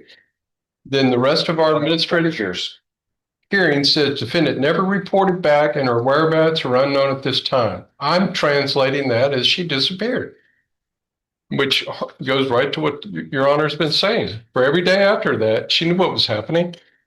She knew it. She's known for now just shy of 48 months. I don't agree to place her back on probation. I think it's a sad situation, but it's one she generated herself. Okay. Go ahead, difference. What do you want to say? I think what Mr. Ham says is accurate, Your Honor, but it's what her own self is and how she's able to do things. That's the objective. There's the subjective to the person before you in her own individual circumstances. I'm not trying to excuse it, but People are people. People have weaknesses. People suffer from all sorts of problems and things. And I guess not an excuse. It's just an observation and a struggle. And obviously, should have been listed a different way, but you're not dealing with a particularly strong individual or family. So that's not an excuse. It's just the way it is. So whatever the court does. Well, it's your, I'm in a your spot. determination. The court's in a bad spot. The defense is in the bad spot, but the court has little position to do anything. I don't think she But did extend severe in it. extended her Number- so there or anything. Not only absconding, we have a victim here that wasn't paid a dime back Now, for the loss, not a dime. if I might, it's an unauthorized I mean, use. It's unclear if he lost. It's not a theft. So I don't It know. was ordered to pay restitution of $4,600. Must have been probably damage to the car. It wasn't. I don't know. I wasn't I sure. mean, that's only common sense, right? Wasn't a theft. Is that what it is? It was. She was involved in a wreck that caused that much damage to the other individual. Okay. Not a dime was paid back to the poor victim. And then you absconded. But 5,000 probationers, keep an eye on what this court does, on how things are going to work. And they're going to act the way the court rules. And you made promises you did not keep, not a one. Go ahead. You have a right to say something. So whenever I had agreed to probation in the first place, I was under the impression that I was gonna have a support system which consisted of my mom and my stepdad. I was unaware that. So it's somebody else's fault? No, so it That's was what it just sounds while like I you're was trying to sitting on say. my feet, like, cause they asked me. How old were you when you were here? I think I was 24. Okay. You've been an adult for 6 years, I a wanna, quarter of your life. I just wanna add that, I have the means now. I am On your terms. I have, well, no, sir. Yes, this is what Just you're telling. like working, like financially, I have the means now. Okay, how long have you been doing that? How long have you been financially? I just got on my feet like a few months ago after Okay. getting my children's father. The moment you did, why didn't you report? I was actually going to. Oh, you were going to that day? Or No, you sir. were, No, sir. you know how hard that is to I believe. was going to. Well, on your terms though. See, you were going to, the was- moment you saw an opportunity to do the right thing, you should have done it. But you did not. We had to find you again. This is a case where it's a terrible set of circumstances which you placed yourself in and the others who depend upon you. And this court has very little room on this one because everything surrounds reporting. If you can't do anything else, you got to report or else you're not on probation. You decided you were going to be in control of the probation, which is the tail wagging the dog. It doesn't work that way. It can't work. Then it's not going to work on this court's watch. We don't need probation officers. We got you. But how did you do? You didn't follow any of the terms of probation. None of it. Anyway, what else? Anything else? All right. If there's nothing further to add, I'm going to find that there is sufficient evidence. I'm going to find that there is sufficient evidence to grant this motion to revoke unadjudicated probation in cause number 18-28781 by a preponderance of the evidence agreed. As the defendant has pleaded true, voluntarily, knowingly, intelligently to allegations 1 and 2 of the motion to revoke probation. That is failing to report for years and providing urine sample, committing a crime by having drugs in her system. That's another. I noticed you didn't ever discuss that one about how the drugs fell into your system. So You want her to, Your Honor? If she wants to tell me, I'm not like an addict or anything like that. I mean, but you're going to be forthright with me. Yeah, sure, yes. Where'd you buy the drugs from? Where'd you get the drugs from? My sister. Huh? I got them. From whom? My sister. What's her name? My sister. What's her name? Name Samantha was. Where does she live? I honestly couldn't tell You honestly can't tell me where your sister lives? I haven't talked Where's to the them last in a place? year, so yeah, somewhere over on I don't know the road name. You don't even know anything about your sister, where she lives, but you get the drugs from her. This was over what it was about 4 or 5 years ago, and I haven't spoken to her. We've fallen out, and I have not spoken to her in over a year. The last place I knew she lived was in that neighborhood behind 365. You made them? Anything else?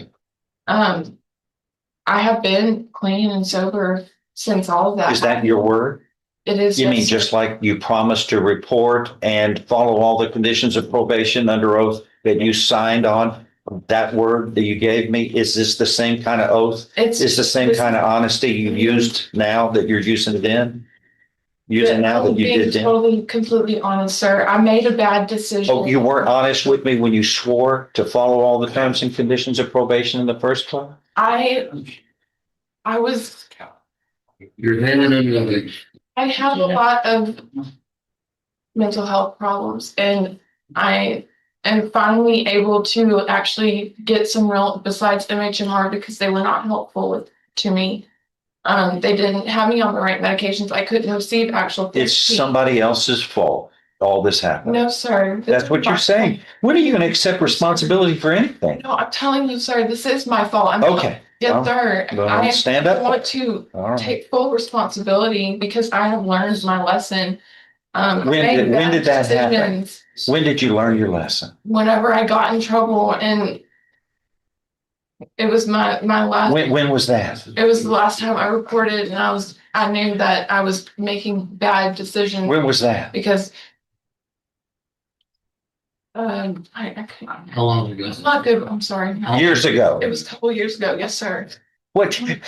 I'm You say, I don't understand. You're speaking out of both of them. So you understood and accepted responsibility and realized everything you were doing was incorrect and wrong, and you were committed to doing the right thing. So quite naturally, it's not for 3 more years. I was on my It's- own. And I could not, I had to, I was so scared that I don't know what was going to happen with my children. And I got to, Well, let me just say, I'm not losing this. The greatest gift you can give to your children is being a role model and setting a good example. So you were a fugitive for 2 years around your children. If nothing further, this is getting worse. It's a terrible story. It's terrible.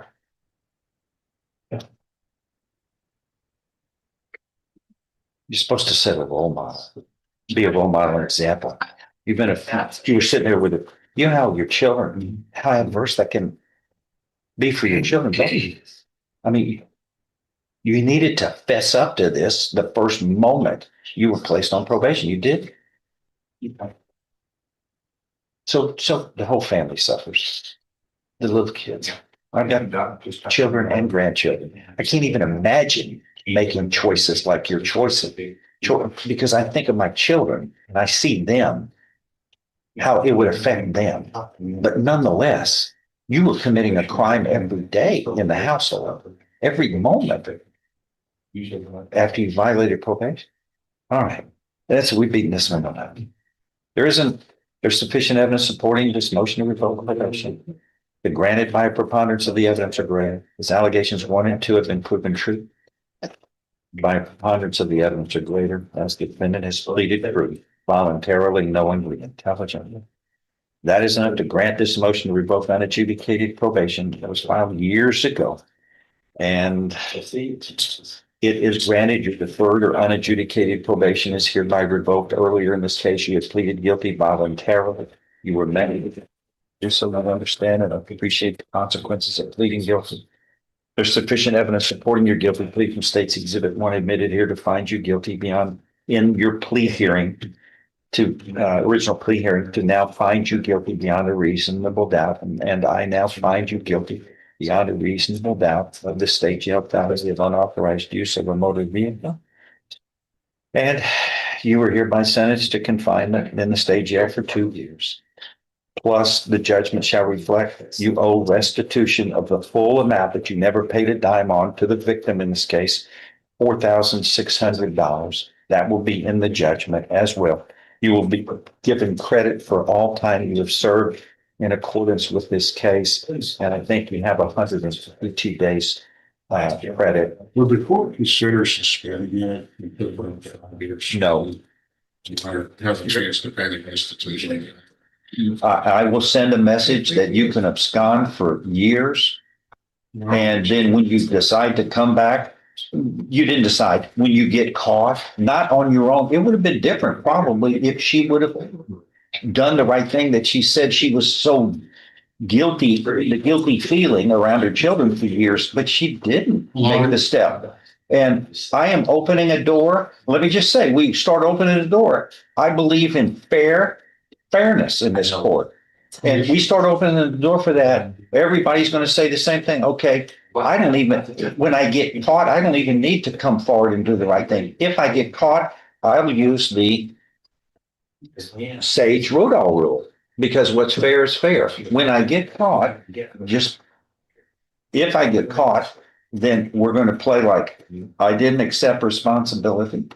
And that's okay. That's not going to be working against me. But this is the most important concept of all probation is you have to report, you have to be on probation. If you can't follow some of the terms, that's what the probation office is there to guide you and help you.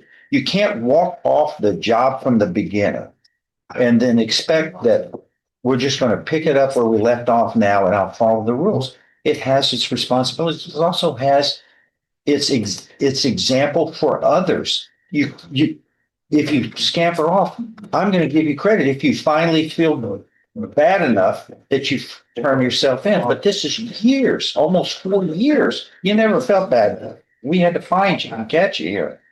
So that's that's the court's ruling.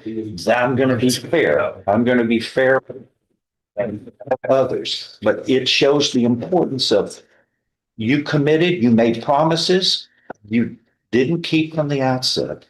And this is called accepting responsibility, something you have failed to do for years as a person and as an adult. And I'm the guy that has to put you into the responsible mode, but you're going to be held responsible. I feel sorry for the whole group, but it's your fault, your choices. And people who abscond, and when they finally get caught, we're not going to pick up like all this forgiveness.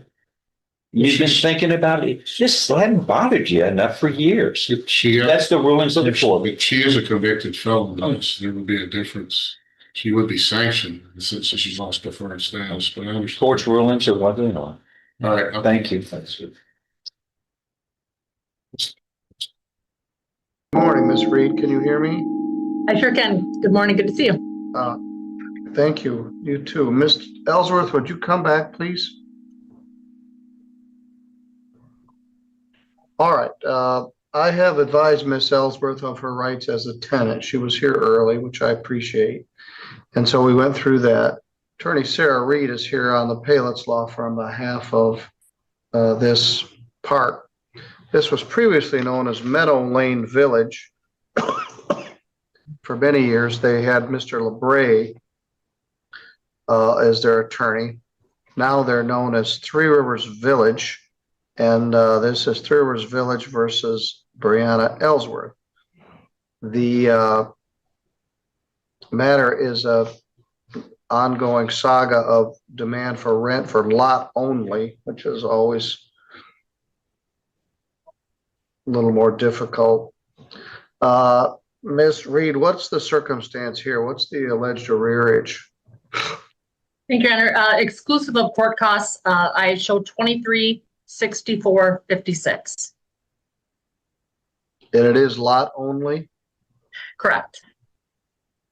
Is there a late fee in there? There are late fees. There's utilities as far as water and sewer. I I think those are the only utilities that are charged. And so we're gonna need to break that down. Some of the attorneys do a judgment form, which tells me how it breaks down. Ms. Ellsworth needs to know exactly what she owes. These lot-only cases are troublesome. You and I have discussed it. Some courts don't allow it. It isn't even clear whether the law allows it, but Ms. Ellsworth, you own your own trailer? I do not, Your Honor. My cousin does. My right, cousin but- Ashley Rosner does, which she is on the lease with us. All right, what's her name? Ashley Rosner. Ashley Rosner, Yes, Your Honor. and she is on the lease? They had her get on the lease because she owns the trailer, yes. Does she live there? No, Your Honor. All right. Who does live there? It is me and my wife and my child that are on the lease. Well, yeah. All right, so the way this was filed, Brianna Ellsworth or all other occupants. All right, rent is alleged to be $378 per month. Miss Reed, could you tell me how much is rent, how much is utilities, and how much is late fees?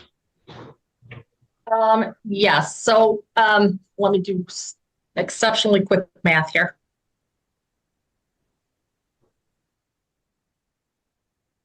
So the rent itself is the $378 times 3 months. No payments have been made since October. So the rent itself is $1,134. So that's November, December, and January, but not yet February. Correct. Okay. And then how much are utilities? Well, I've got to go back. I apologize, Your Honor. It's been a long time since I've been in front of you, and I didn't put together. Well, I'm amazed that everybody doesn't ask this question. We meet at, you appear in a lot of different jurisdictions, but the homes are difficult because there's often a utility in there. There's some other fees, a hookup fee or a payment fee or something. And but I'm surprised that every judge doesn't ask, where did this number come from? But anyway, so rent is $378 per month times 3 months, soon to be 4 months. And then the utilities are, how much is the late fee? The late fees are $85 per month times 3 months. All right, I don't allow 85 per month. I've gone up to 50. There's supposed to be some rational connection between an actual loss and the late fees. The law is very unclear on late fees. I just had one where the lease was $1 a day, which isn't necessarily connected to anything, but I'll allow that. But $85 a month for lot rent, there's no actual connection to it. So anyway, what's currently alleged is 85 per month times 3. And then how much are utilities? They vary each month. If I can, Yes, do my best. city water can be expensive, but how much of this is utilities? If you want to give me 45 seconds, I can come up with that. 378 times 3 is 1134. All right, so we had, I'm going to make 50 times 3, which is 150, is 1284. I better put the other 105 plus 105. So 2,364.56. I didn't write that number down.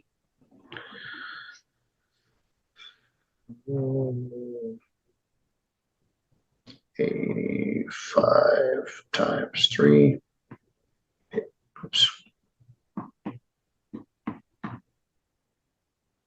plus 378 times 3. This is a lot harder than it needs to be. My apologies, Your Honor. Sometimes if there's a lot of different fees, I'll do a spreadsheet with the different charges, and I didn't do it for this morning's hearing.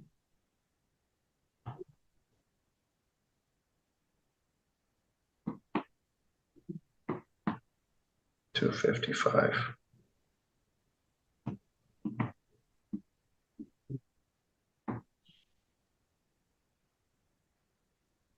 So if we subtract 2,364.56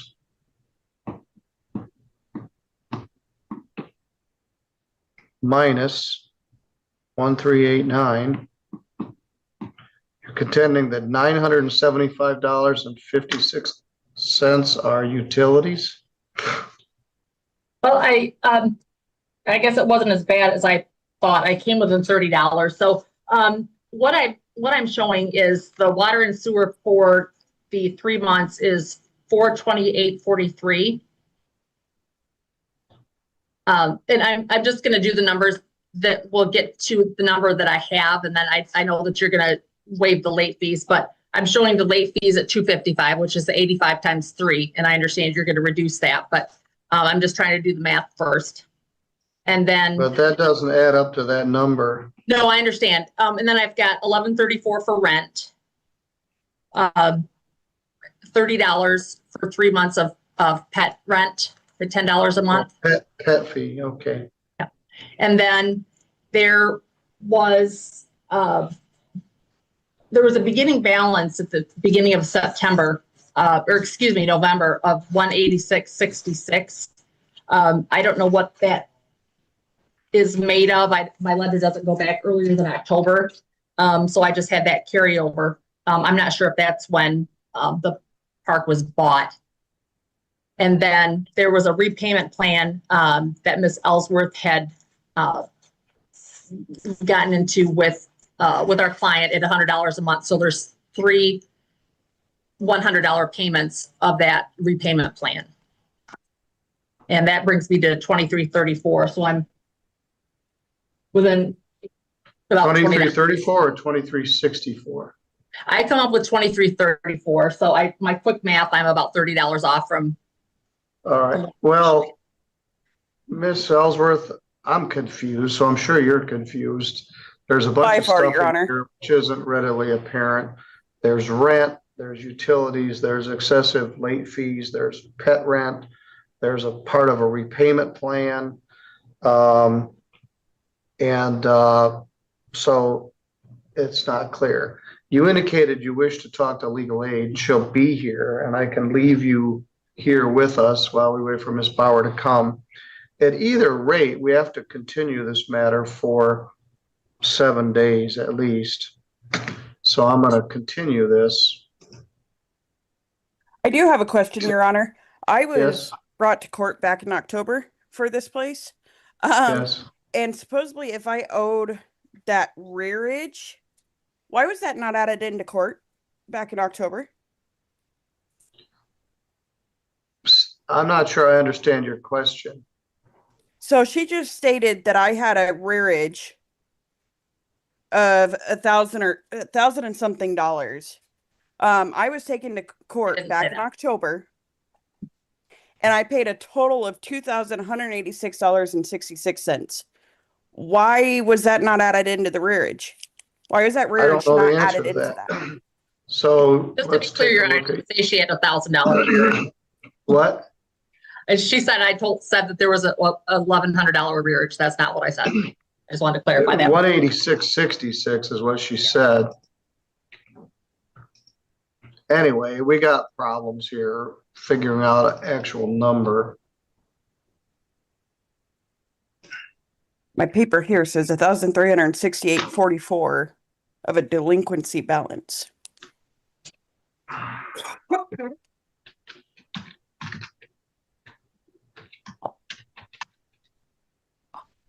All right, well, let me ask the fundamental question. Why haven't you paid your rent since October?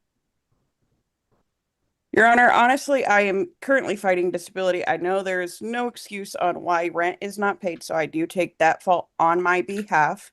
I am also waiting for my school money to pay this rearage. That way You're that asking is for taken. who to pay it? I'm waiting for my school money. Oh, school money. Yes, Your Honor. Well, people do that. They steal their educational money. Brianna. Your Honor, if it's helpful for Ms. Ellsworth, there was a judgment that was entered in October for $2186.66, and I'm only showing a $2,000 payment. So that's what led us to a beginning balance of $186.66. It was the amount left over from the judgment. Yes, All right. that I do have.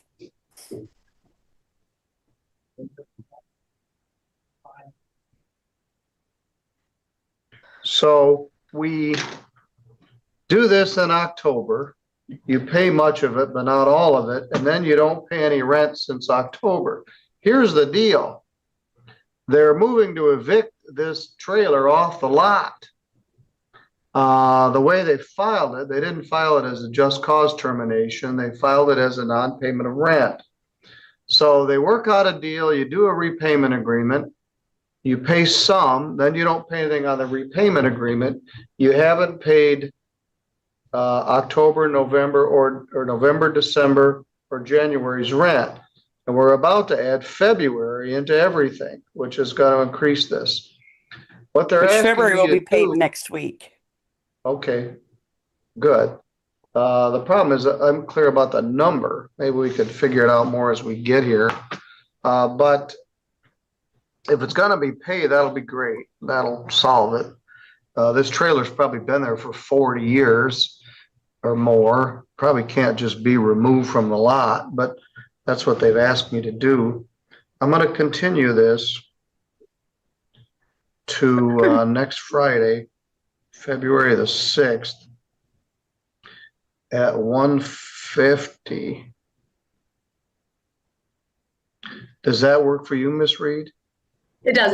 Is that 150, 150? Yes, 150. Okay.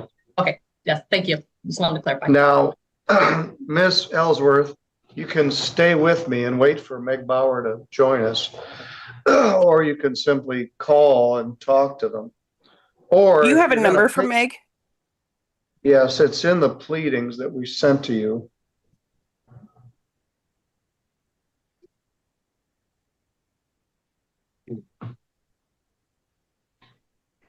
I don't have it off the top of my head. Do you see it? Mhm.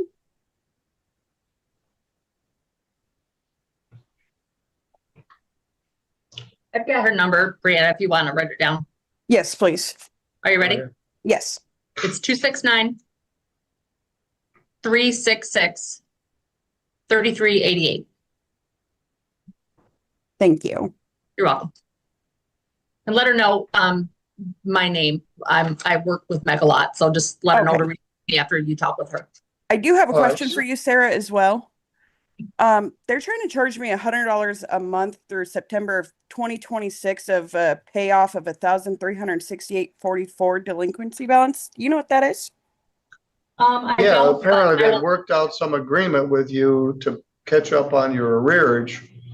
And they're claiming you didn't hold up your end of the deal.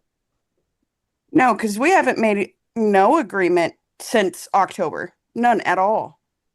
When I I will spoke tell to Lance about Bonnie, that so I she's can trying to talk to say Meg. this was from All right, beforehand. we'll try to. All right, well, you're pretty belligerent for someone that hasn't paid your rent in 5 months. So they're asking you to either pay the rent or move out, but I do agree with you. You need to know the total of what it is they're claiming that you owe and what it's for. And I'm not clear on it, and neither are you. But you're contending that when we get the number, you'll have the ability to pay it? Yes, Your Honor. All right, well, that's good news. I just got to know an exact amount so I do know what I'm paying. I don't blame you.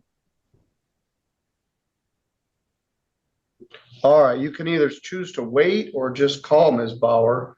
I think I she's will give her caught a enough. call. All right. Then I will see you next Friday at 1:50 and we'll work further on these numbers. Okay. Right, Sounds thank you very much. good. Thank you. All right, maybe I think that one's gonna work out. I don't know why that's so hard. I ask how much is due and what is it? And people often struggle giving me that answer. Good morning, Mr. Dutka. Good morning, Your Honor.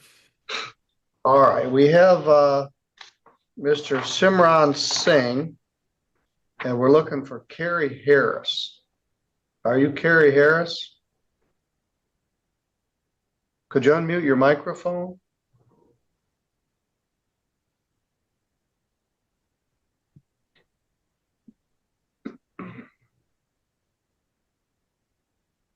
Very good. Are you Carrie Harris? I am.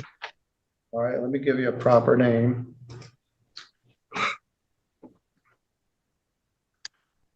Good morning, Mr. Dutka. Good morning again, Your Honor.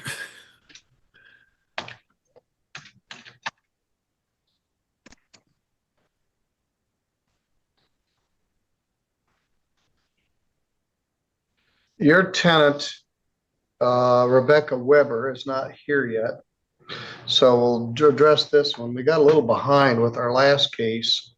This is Simran Singh versus Carrie Harris. This is filed as a demand for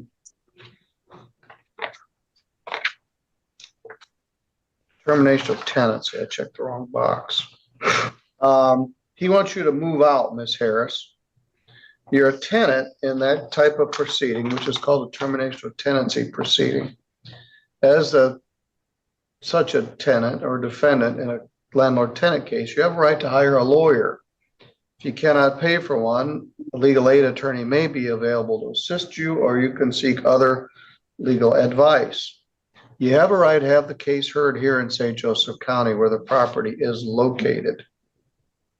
If the action is for non-payment of rent, the Michigan Department of Health and Human Services, local coordinated entry agency, which is community action agency, a housing assessment and resource agency, which is Neighborhoods Inc., or other program. If you're a veteran, you may be eligible for some programming. If this was for non-payment of rent, but they're not asking you to pay the rent, they're asking you to move. So there's no sense asking for financial assistance because it isn't that type of case. However, you do have a right to demand a jury trial. If you wish to have a jury trial, you must tell me at this first court appearance or file the demand in writing within 5 days of today's date and pay the $50 jury demand fee unless the judge waives it for your inability to pay it. You may be able to reach an agreement with the landlord through mediation. If both parties are interested, the court can help set it up. Or you may be able to reach an agreement with the landlord that would result in the conditional order of dismissal. And if that is the case, we could assist with the preparation of that. Mr. Singh, am I correct? At this point, you're simply asking for your property back? Yes, Your Honor. Ms. Harris, what's your position? Well, I have some questions. I mean, I've been up to date. I'm not that I was a little bit behind, but I'm not behind. Our numbers don't add up. I have receipts that they didn't have, and it's just a bunch of paperwork that actually should be gone through. I got a notice to quit. I'm not really familiar with this kind of stuff, but Okay. and it says that I must move by 12/1 of 2025. I do believe that you got a copy of it and with that packet of Yes, you got a papers. notice to quit on October 31st, telling you to move by December Yes. 1st. And Well, you he didn't and move. he and So well, he and filed this he was action to terminate your tenancy. okay. Well, because was he supposed to collect rent after that time? All right, so he collected rent after October 31st? Yes. All right, I tell have me about receipts. that. When did you last pay the rent? Yes, Your Honor, I do have them on file. She paid one on All January right, just a 7th. minute. I didn't ask you that. I'm talking to her. I have Give you a right here. chance to. All right, when do you say you last paid rent? I paid rent on 1/3 and 1/6 in January. All right. And on 1/3, it says I paid $500, and on 1/6 another $400. And that's for January. All right, Mr. Singh, you were gonna tell me, what did she pay? Yes, Your Honor, she's absolutely right. She paid me on January 7th. She paid me $300 through Chime. And then on January 10th, she paid me $250. And in December, she just paid me $250, which I already have the receipts. I already have like text messages. Whenever she pay us, I send her a text confirming that I did receive the amount. And then I have receipts also. And then I wrote down everything on a paper, so I documented it. And then, yeah, so she did pay. All right. Well, you need a lawyer. Okay. Once you file an action to terminate the tenancy, okay, you can't accept any money. Okay. If you file it as a demand for non-payment of rent, you can take money, but you've just submarined your own case. You can't file a termination of tenancy and then accept rent. Okay. There's a case, it's called Park Forest, which explains that. That's why I think you could use a lawyer to help you with this. If you're going to be in the landlord-tenant business, you should know what the rules are. So I'm going to dismiss this case. You're going to have to start over again. Sure. You've accepted payment of rent after filing of a termination of tenancy. Your Honor, she had a past due which she was paying. She had water bill. I already wrote it down. That's what she was paying. In your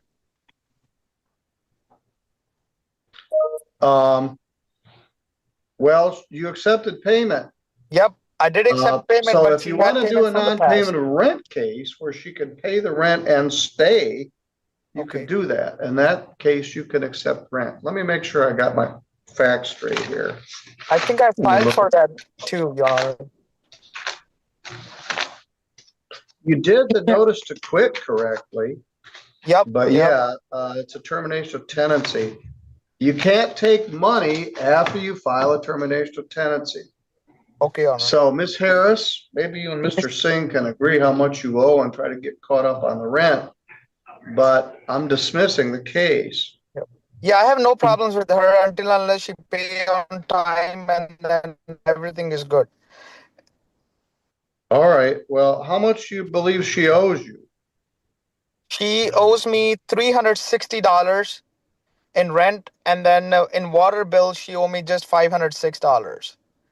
Your Honor, how am I supposed to pay a water bill when I don't get sent a copy of the water bill, because it's not on my electric bill? They get the water bill. I'm not gonna make any decision on that. Okay. You All right, guys can thank you. talk about it. All right. But Mr.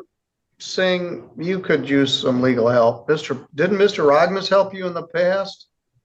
No, sir. Well, there's a certain set of rules, and the landlords are held to a strict standard under the Landlord-Tenant Relationship Act, Truth in Renting Act, and a bunch of other pieces of legislation that apply to this. And then there's case law, as I mentioned, People versus Park Forest. So if all you want to do is collect rent, you can talk to her and she could pay the rent and stay there.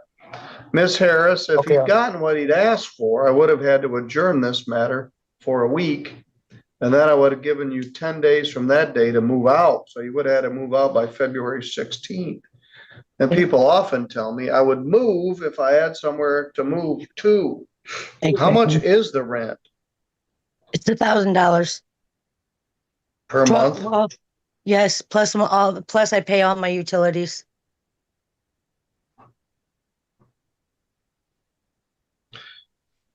All right.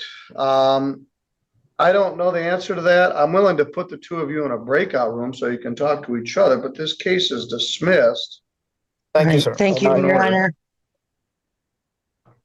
You can start over again, or you can work out some agreement where she pays the rent and gets to stay there. But the termination of tenants. I'm sorry, sir. Go ahead. No, I say you good. Sir. Yep. Go ahead, sir. Do you want to talk to each other while you're both here, or just work that out later? Yes, Your Honor. I can talk to her right now.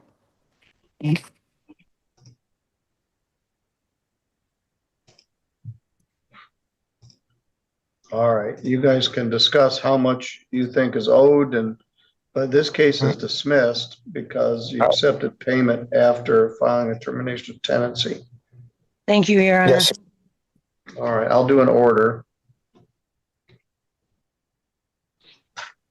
All right, Miss Cantrell, can you hear me? Can. All right, this is another Golden Ponds case that we struggled with last week with Mr. Sickle. And it's entitled Golden Pond Estates versus Cantrell. Once again, their manager, Casey Villa, is here. Defendant, Steve Cromendike.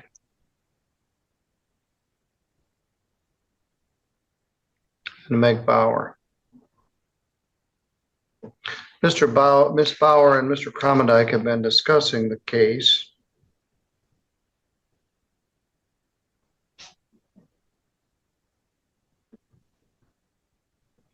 Last week, we came up with $1,932, late fees at $60. There was other utilities for November and December.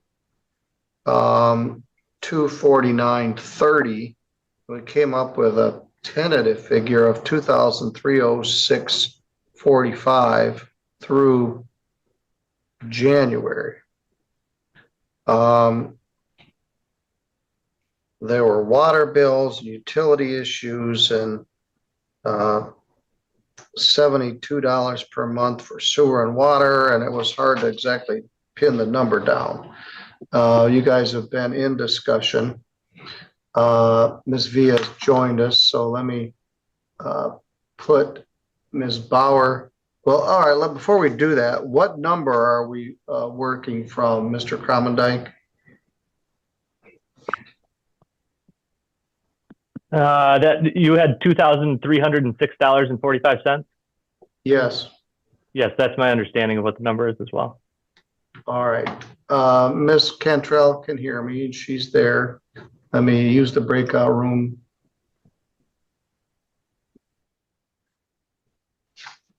All right. I have then with me Andrea and Brady Watson. And I have Andrea Watson also. Mr. Brady Watson and Miss Andrea Watson. This is file number 252671. Your lawyer has filed, or the lawyer for the Larkins has filed a conditional order of dismissal. They find that the amount due is $4,009.93. You agree to make weekly payments of $450 every Friday until the balance is caught up. This will take 19 weeks. They further agree that if they missed or have any late payments, they can result in an immediate eviction.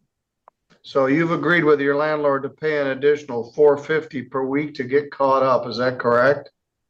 Absolutely, Yes, Your Honor. All right. Well, Miss Watson, you look like you're out in the cold. I've signed that conditional order of dismissal. We'll make sure you get a copy of it. You can both go on about your business, and the matter's dismissed. If you hold up your end of the deal, it'll take care of it. If you don't, they may ask for an immediate eviction. But you're good to go. Great. Thank you, Your Honor. Thank you, All Your right, Honor. thanks. Good morning. Good morning. Mr. Larkins, Andrea and Brady Watson were here, and Mr. George filed on your behalf a conditional order of dismissal. I went through the terms of that dismissal with them, and they were in agreement. They're going to pay an additional $450 a week to get caught up, and then I released them. So I signed that conditional order in the Larkins versus Watson case. Perfect. Then we have Larkins versus Craig, which isn't set till 11. So we're in the middle of another case, and Miss Wessel is here. Her matter is set for 11:05. So we've got people in the waiting room or in the breakout room discussing our prior case. So we're in pretty good shape for each of your cases. Let me put you each in the breakout room and see where we are. So I'll see you in a bit. I'll put you in the waiting room, excuse me, not the breakout room. And I'll bring you in when somebody shows up. Miss Wessel, I'll do the same with you. We'll finish Golden Pond Estates, and that leaves 2 matters yet to be resolved. Looks like Meg is back. Let me close the breakout. I told her to stay there, Judge. Okay. An issue. Mr. Commandant, would you join us? To light. Steve, did you get the text I sent you? I'm getting it right now. I don't like to spring things on my colleagues. This information is just coming to light to me now, but it actually connects the dots on some other pieces that I've gotten from other cases. Judge, I apologize for doing this on your docket, but are you willing to let Attorney Cromendike and I speak for a minute? Sure, that's fine. I can skip ahead to the next case. So I've got to bring her out of the breakout room. I want to put you in there. So let me move her out. Okay. The other thing is we can just mute each other or ourselves and have a phone call. Well, let me put you in the breakout. She's not moving out of there. I'm going to close it. That's probably because I told her to stay put. That in the moment seems strategically like the right decision. All right, she's back. Let me know. Start over. But we're going to jump in with just you and I, Meg? It might not actually be a bad idea I'll defer to you on that, Steve. I'm okay with bringing everybody in. Okay. That's fine. All right, I'll put KC in there. I'll put Cantrell in there, and I'll put Cromendike in there, and I'll put McBauer in there, and then I'll work on some other cases. All right, Mr. Larkins, can you hear me? Yes, sir. All right, Miss Wessel, would you join me, please? And Lacey Grice. I'm here. All right, this matter isn't set till 11:05, but both parties are here, and so we're gonna address it. Mr. Grice, can you hear me? Miss Wessel, can you hear me? I can hear you. I can't, your picture's frozen. Mr. Grice, can you hear me? Well, I was gonna try to start early. I've got someone that's logged in as Lacey Grice. Can you hear me? You've logged in. I can't hear you or see you. You've got your camera turned off and your microphone turned off. Lacey Grice, would you please join the proceeding? I'm going to ask ChatGPT why everybody on social media has a picture in the passenger seat of a car. Okay, can you hear me? Yes. Okay, hold on. Let me try to figure out how to turn my video on. Can you see me? No, unless you're in a dark room with no light. No. A black cat in a cold bin at midnight. Well, Miss Wessel, could you turn your camera on? Mirror my video. All right. Let's trudge ahead. We were here on January 23rd. The title of the case is Riley Wessel versus Lacey Grice. Ms. Grice is here by audio and Ms. Wessel is here with audio and video. We determined that the arrearage through January was $4,287.20. That would be $4,200 in rent, at $1,000 of rent plus $50 a month late fees, and court costs of $87.20. Ms. Grice had applied for some assistance. I'm not sure what the status is. Ms. Wessel, what's the status here today? So she had her interview with DHS today, and so that was the farthest we've gotten, I'm pretty sure, with DHS. Yes. So I think we're just waiting on them to accept her. She has given me like 1 month of rent so far, and now we're just waiting on DHS. So she did pay $1,000? Yes. You agree with that, Ms. Grice? Yes, Your Honor. I gave her $1,100. I've been paying her since the last court date. I've been working to pay off this month's rent. That way, if DHS helps me, that way I don't keep getting further behind. All right, very good. Now she said 1,000, you said 1,100. Did you accept 1,100, the? my bad. Yes, 1,100. All right. Yeah, because it's late, All right. so I gave her an extra $100 because it was late. All right. Well, I'm going to subtract 1,100 from that figure. 4,200 minus 100, 1,100 paid is 3,100 plus 87.20.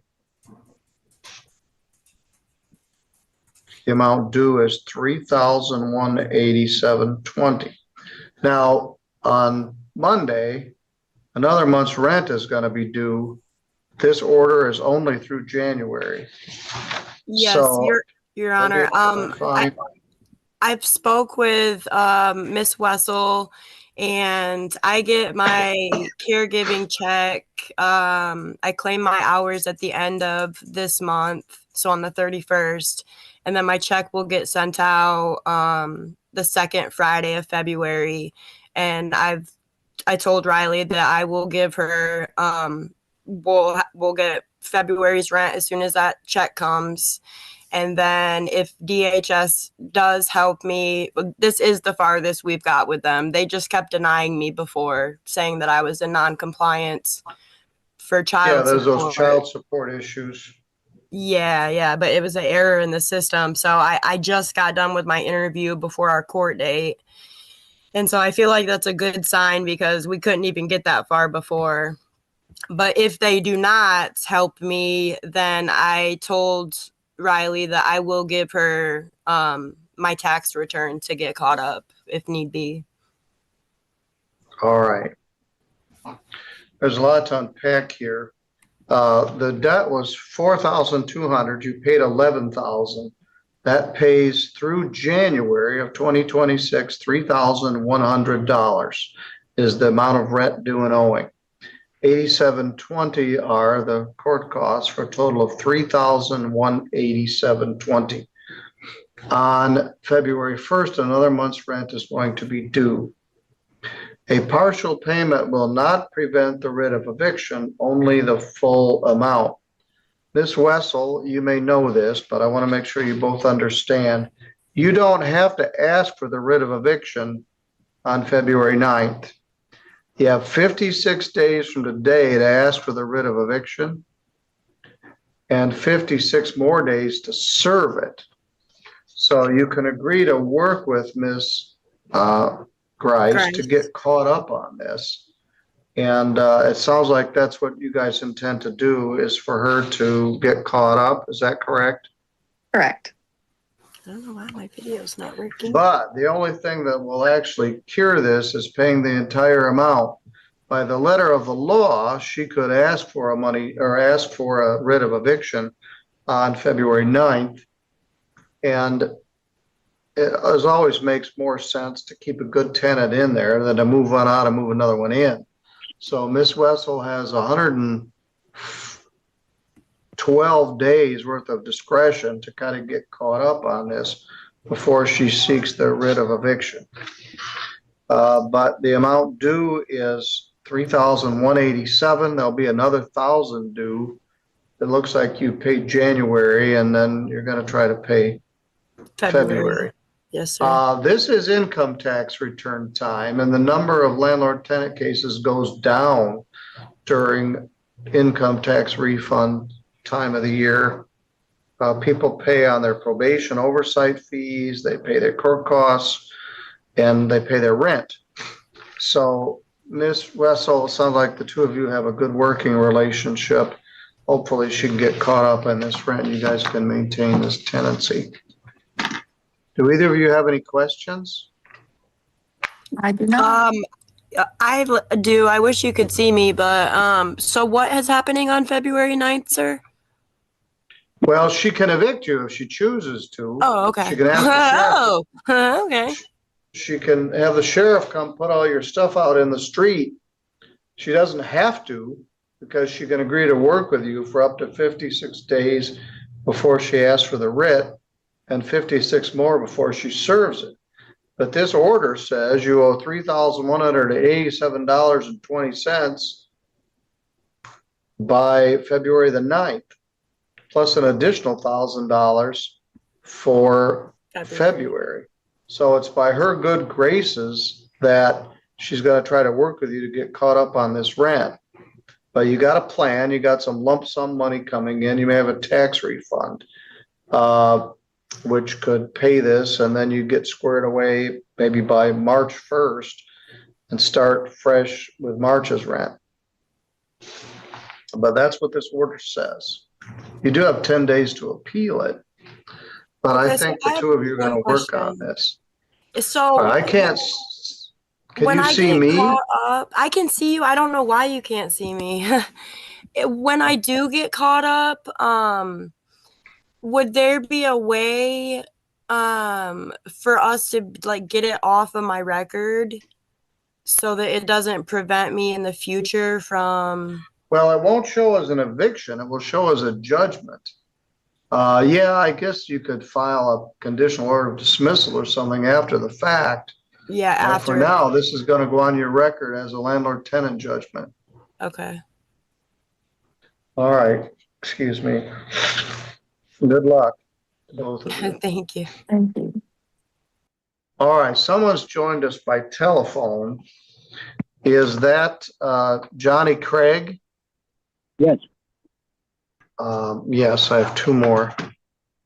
All right. The title of this case is Annette Larkins and Scott Larkins. I give her first billing versus Johnny Craig. Mr. Scott Larkins is here along with his property manager, Caitlin Thornton. He was not here last week, and Mr. Tim George appeared by limited appearance on behalf of the plaintiffs. And that worked out pretty well, Mr. Larkins, for what it's worth. Mr. George did a fine job. We determined at that time that rent was $1,975 as of January 15th. $120 in late fees at $40 a month for a total of $170.22 for a total of $2,265.22. Defendant indicated he'd been ill. It was also construction season and it's cold out, and he would like to get caught up on the rent. What's the current arrearage?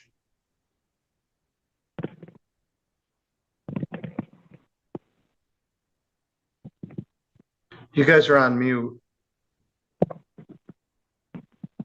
Sorry about that. We are at $2,265.22, though that does not include February's rent. All right, so same as last month. Correct. Or last week through January. All right, Mr. Craig, what's your position? It's looking like I'm gonna have to just move, but I plan on paying these guys the money that I owe. I don't have it right now. I'm not gonna be able to have it in time to save my apartment. And it sucks to, it's a good place to be, and I appreciate, Caitlin and Scott for helping me out, but I just got so far behind that I cannot catch back up between, my child support alone is killing me this week. So, do you have a tax refund coming? yeah, but I'm not sure how much it'll be. I haven't gotten filed yet. I just got my W-2s a week or two ago. I think last week I got them. All right, well, I'm gonna make a finding that you owe $1,975, $120 in late, and $170.22 in costs, for a total of $2,265.22. That's through January. There'll be an additional, I think it's $875 due on February 1st. The date for the writ is 10 days from today, which is February the 9th. So you should plan on moving, if you're going to move, by February 9th. Mr. Larkins can agree to work with you for up to 56 days, but it doesn't sound like you're going to be able to come up with a rent and you're just going to have to move. He has a waiting list of people that are waiting and would be ready to rent this apartment and pay rent.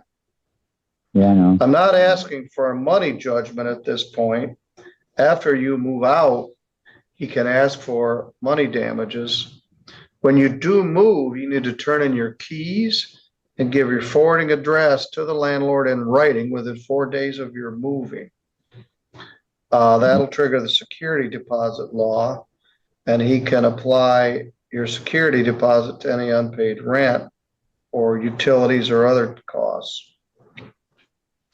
But the amount due to redeem this is $2,226 or $2,265.22. If they do agree to work with you to get caught up on this, that's something they can deal with. But at this point, I'm simply entering the judgment. Unless otherwise some resolution is made, you should plan to move out within the next 10 days. If you don't, you're subject to having the sheriff come put your stuff out in the street. Again, when you move, you need to turn in your keys and give your forwarding address within 4 days of your moving. Do you have any questions?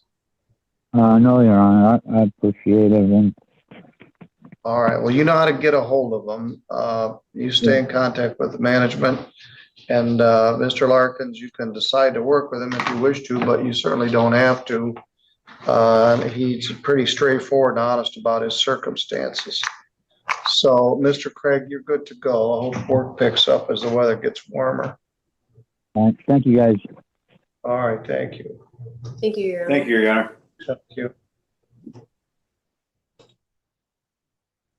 All right, Meg and Steve, we have cleared out all the other cases while you guys were in the breakout room. We did the next couple of matters, so this is the last one on our docket. I mean, I So do we're- have a way of clearing out a room sometimes, Judge. Yes, thank you. Everybody left. All right, everybody's back. We return to Golden Pond Estates versus Cantrell. Kelly Cantrell is present. Mr. Steve Cromendike is present for the plaintiff with their manager, Casey Villa, and Meg Bauer is here from Legal Aid. So where are we now?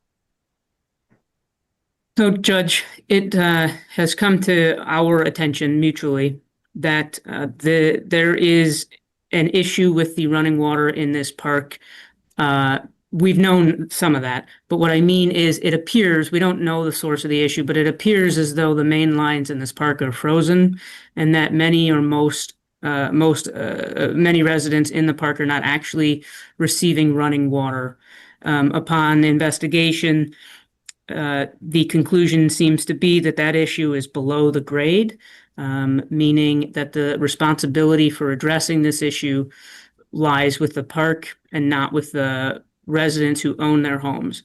For residents that are renting homes, it would still lie with the park. But in this case, this is a resident-owned home, and and the resident has taken appropriate measures to ensure that water would be running from her trailer on her end, and upon some diagnosing, the water lines seem to be frozen on the park's end, or there's some other issue, whether it's that the pump is broken. We don't, we won't presume to know.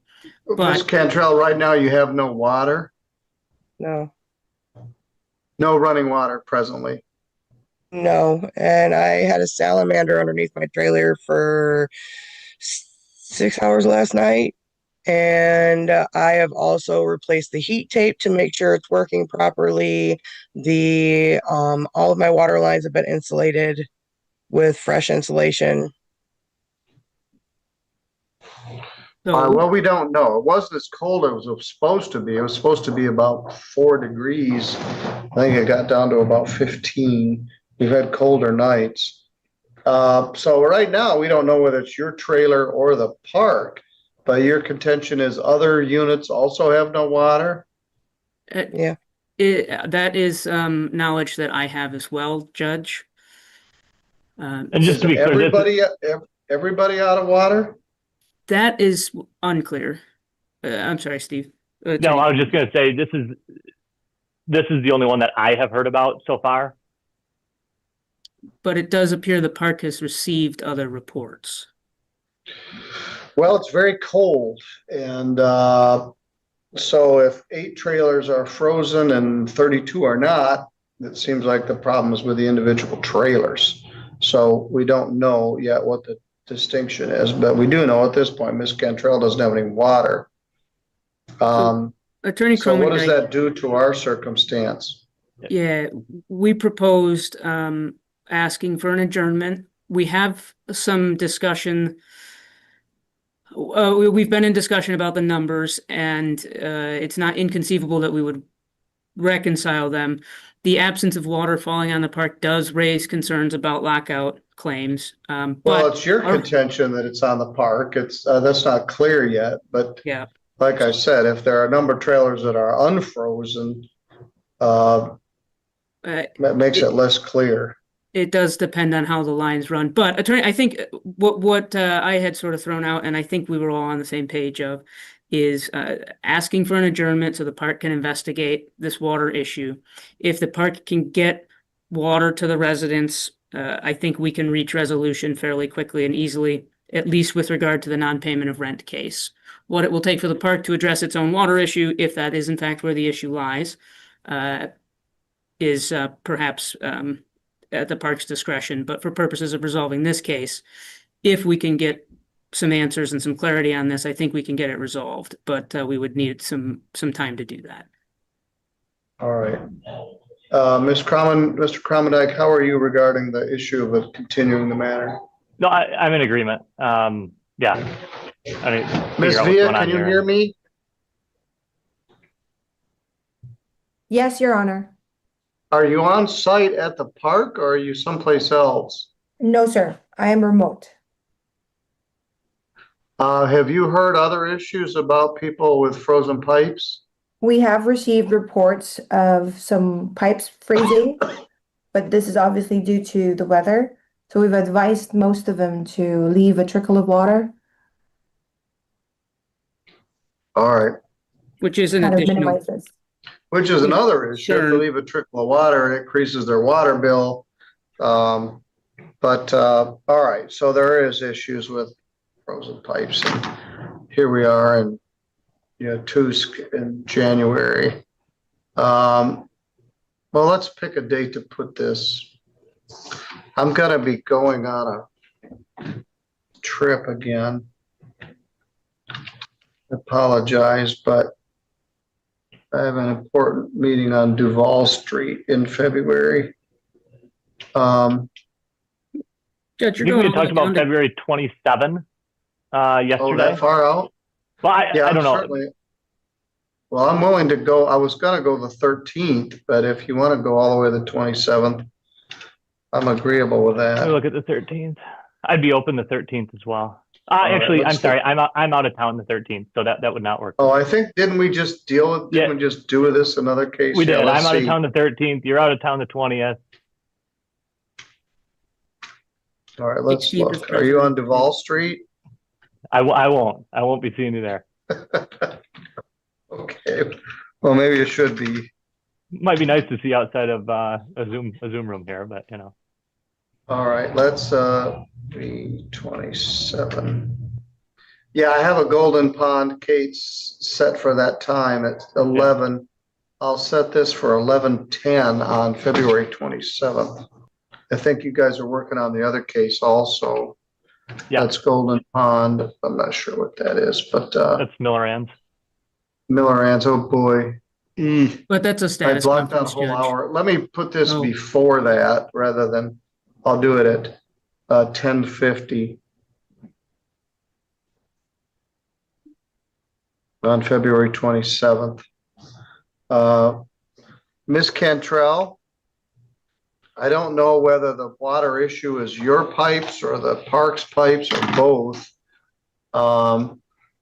If you do get it running and you have to leave your water running, make a note of when you turn it on and when you let it run, because this happens in Three Rivers too. Some of the apartment complexes suspend water fees while you are letting the water run. Plus, this fills the septic system. If everybody's running their water steadily, they're going to have problems there too, but it's probably less of a problem than frozen pipes. And if they burst, which one did here at the courthouse last Thursday and flooded my office, it's unpleasant all the way around, except your pipes are underground, ours are overhead. All right, you guys have been working diligently on this, what I appreciate. We're going to continue this to February 27th at 10:50 a.m. All right, thank you all. Anything else we should place on the record? Nothing for me. Not All from the right, defense. thank you. You're all good to go. Thank you, Judge. Thank you, Judge. And that concludes your docket then, right? Yes, it does. Thank you. Have a good weekend, Judge. Thank you. All right, that does complete my docket. I don't know if I have any emergency things or other things I have to do this afternoon, but what I believe it does is it finishes Friday, January 30th, also finishes the month of January.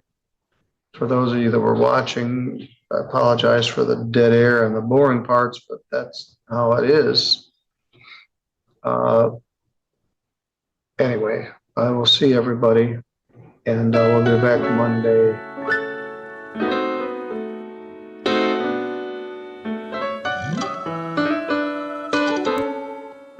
And now you know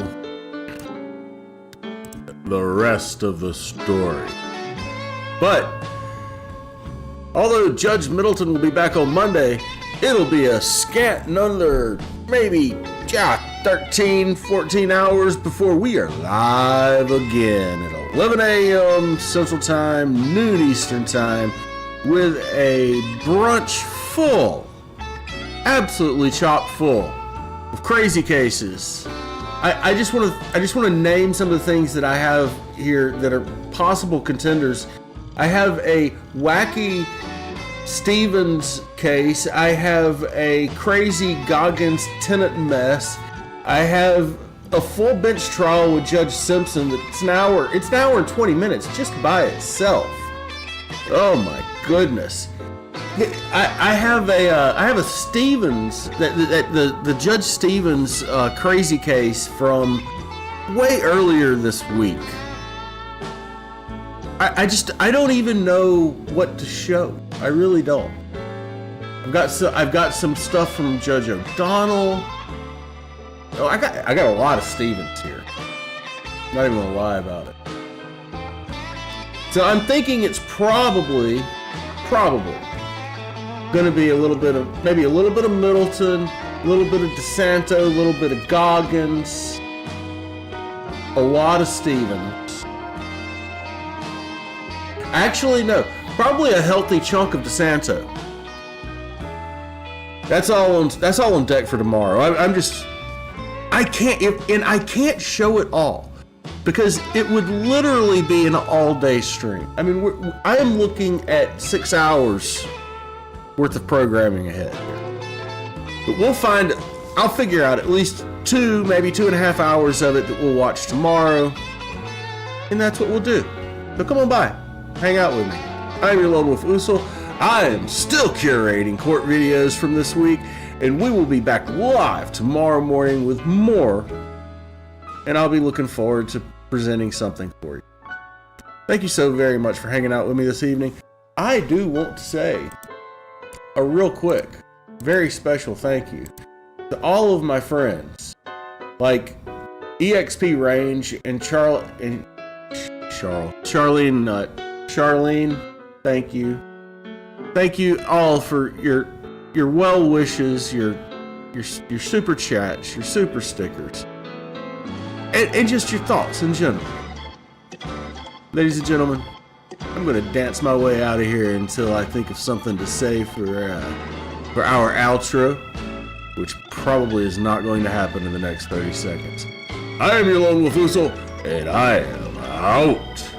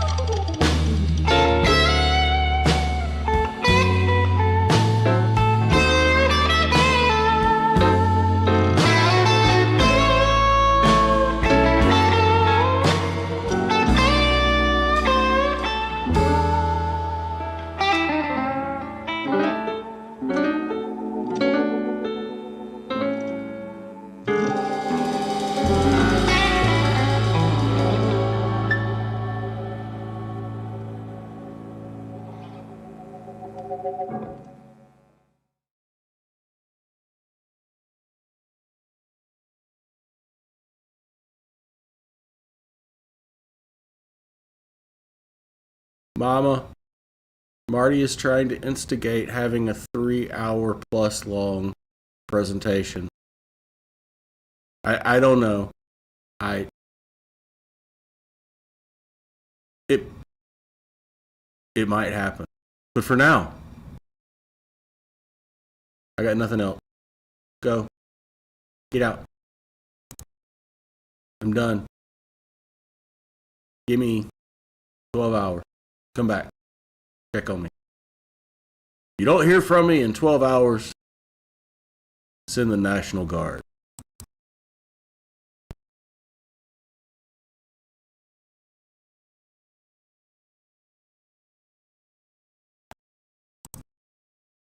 We'll need lawyers, guns, and money.